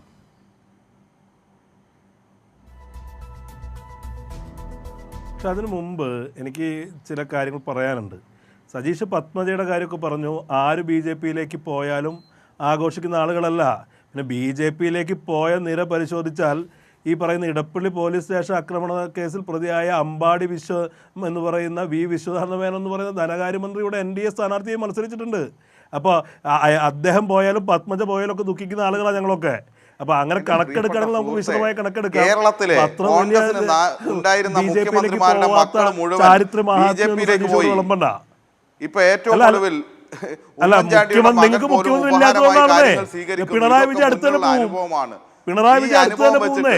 ഇപ്പൊ ബിജെപിയുടെ മുഖ്യമന്ത്രിയുമായി രാജ്യത്തുടനീളം ഇരിക്കുന്ന പലരും പഴയ കോൺഗ്രസിന്റെ നേതാക്കന്മാരാണ്. നിങ്ങൾ അവിടെയും ഇവിടെയും തൊടാത്ത കുറെ കാര്യങ്ങൾ പറഞ്ഞ് പാർട്ടിയിൽ നിന്ന് പുറത്താക്കിയ ആളുകൾ പലപ്പോഴും പല വഴിക്ക് പോയിട്ടുണ്ടാകും. CPM-ൽ ഉത്തരവാദിത്തപ്പെട്ട ഒരാളും ബിജെപിയിലേക്ക് പോയിട്ടില്ല, പോകാനായിട്ട് കഴിയുകയില്ല. സജീഷ് സംസാരിക്കുമ്പോൾ കേട്ടിരുന്ന ആളാ ഞാൻ. സജീഷ് സംസാരിക്കുമ്പോൾ കേട്ടിരുന്ന ആളാണ് ഞാൻ. അല്ലല്ല നിങ്ങളത് പറയല്ലേ. ചർച്ച അവസാനിക്കാൻ വേണ്ടി പോവുകയാണ്, അതുകൊണ്ടാണ് പറഞ്ഞത്. ഇവിടെ CPM-മായി ബന്ധപ്പെട്ട ഒരാൾക്കും അങ്ങനെ പോകാൻ വേണ്ടി കഴിയില്ല. ഞങ്ങൾ കോൺഗ്രസ് അല്ല, ഞങ്ങൾ കോൺഗ്രസ് അല്ല. കോൺഗ്രസ്സുകാർക്ക് അങ്ങനെ പോകാൻ വേണ്ടി കഴിയും. നിങ്ങൾക്ക് കോൺഗ്രസിന്റെയും BJP-യുടെയും നയം ഒന്ന് തന്നെയാണ്. അതുകൊണ്ട് അങ്ങോട്ടും ഇങ്ങോട്ടും ചാടുന്നതിൽ വലിയ വ്യത്യാസമൊന്നും ഉണ്ടാവില്ല. പാർട്ടിയിൽ നിന്ന് പുറത്താക്കിയ ആളുകൾ BJP-യിലേക്ക് പോകും. ഞങ്ങൾ പാർട്ടിയിൽ ഒഴിവാക്കി അബ്ദുള്ള കുട്ടി കോൺഗ്രസ് അല്ലായിരുന്നു, കോൺഗ്രസ് നിന്ന് BJP-യിലേക്ക് പോയി. ഞങ്ങളെ പറഞ്ഞിട്ട് വല്ല കാര്യമുണ്ടോ? എന്റെ പൊന്ന് സജീഷേ, എന്റെ പ്രിയപ്പെട്ട സുഹൃത്തേ, നിങ്ങൾ ആരെ പറ്റിയൊക്കെയാണ് ഈ സംസാരിച്ചുകൊണ്ടിരിക്കുന്നത്? ഉത്തരവാദിത്തപ്പെട്ട ആരെങ്കിലും പറ്റി സംസാരിക്കും. നിങ്ങൾ എവിടെയെങ്കിലും എന്തെങ്കിലും എടുത്ത് സംസാരിക്കലല്ല. ഞാൻ പറഞ്ഞല്ലോ, ഈ പാർട്ടിയുമായി ബന്ധപ്പെട്ട ഒരാളും BJP-യിലേക്ക് പോകില്ല. പാർട്ടിയിൽ നിന്ന് പുറത്താക്കിയ ആളുകൾ പല വഴി പോയിട്ടുണ്ടാകും. ഞങ്ങളുടെ പാർട്ടിയിൽ നിന്ന് അബ്ദുള്ള കുട്ടിയെ പുറത്താക്കി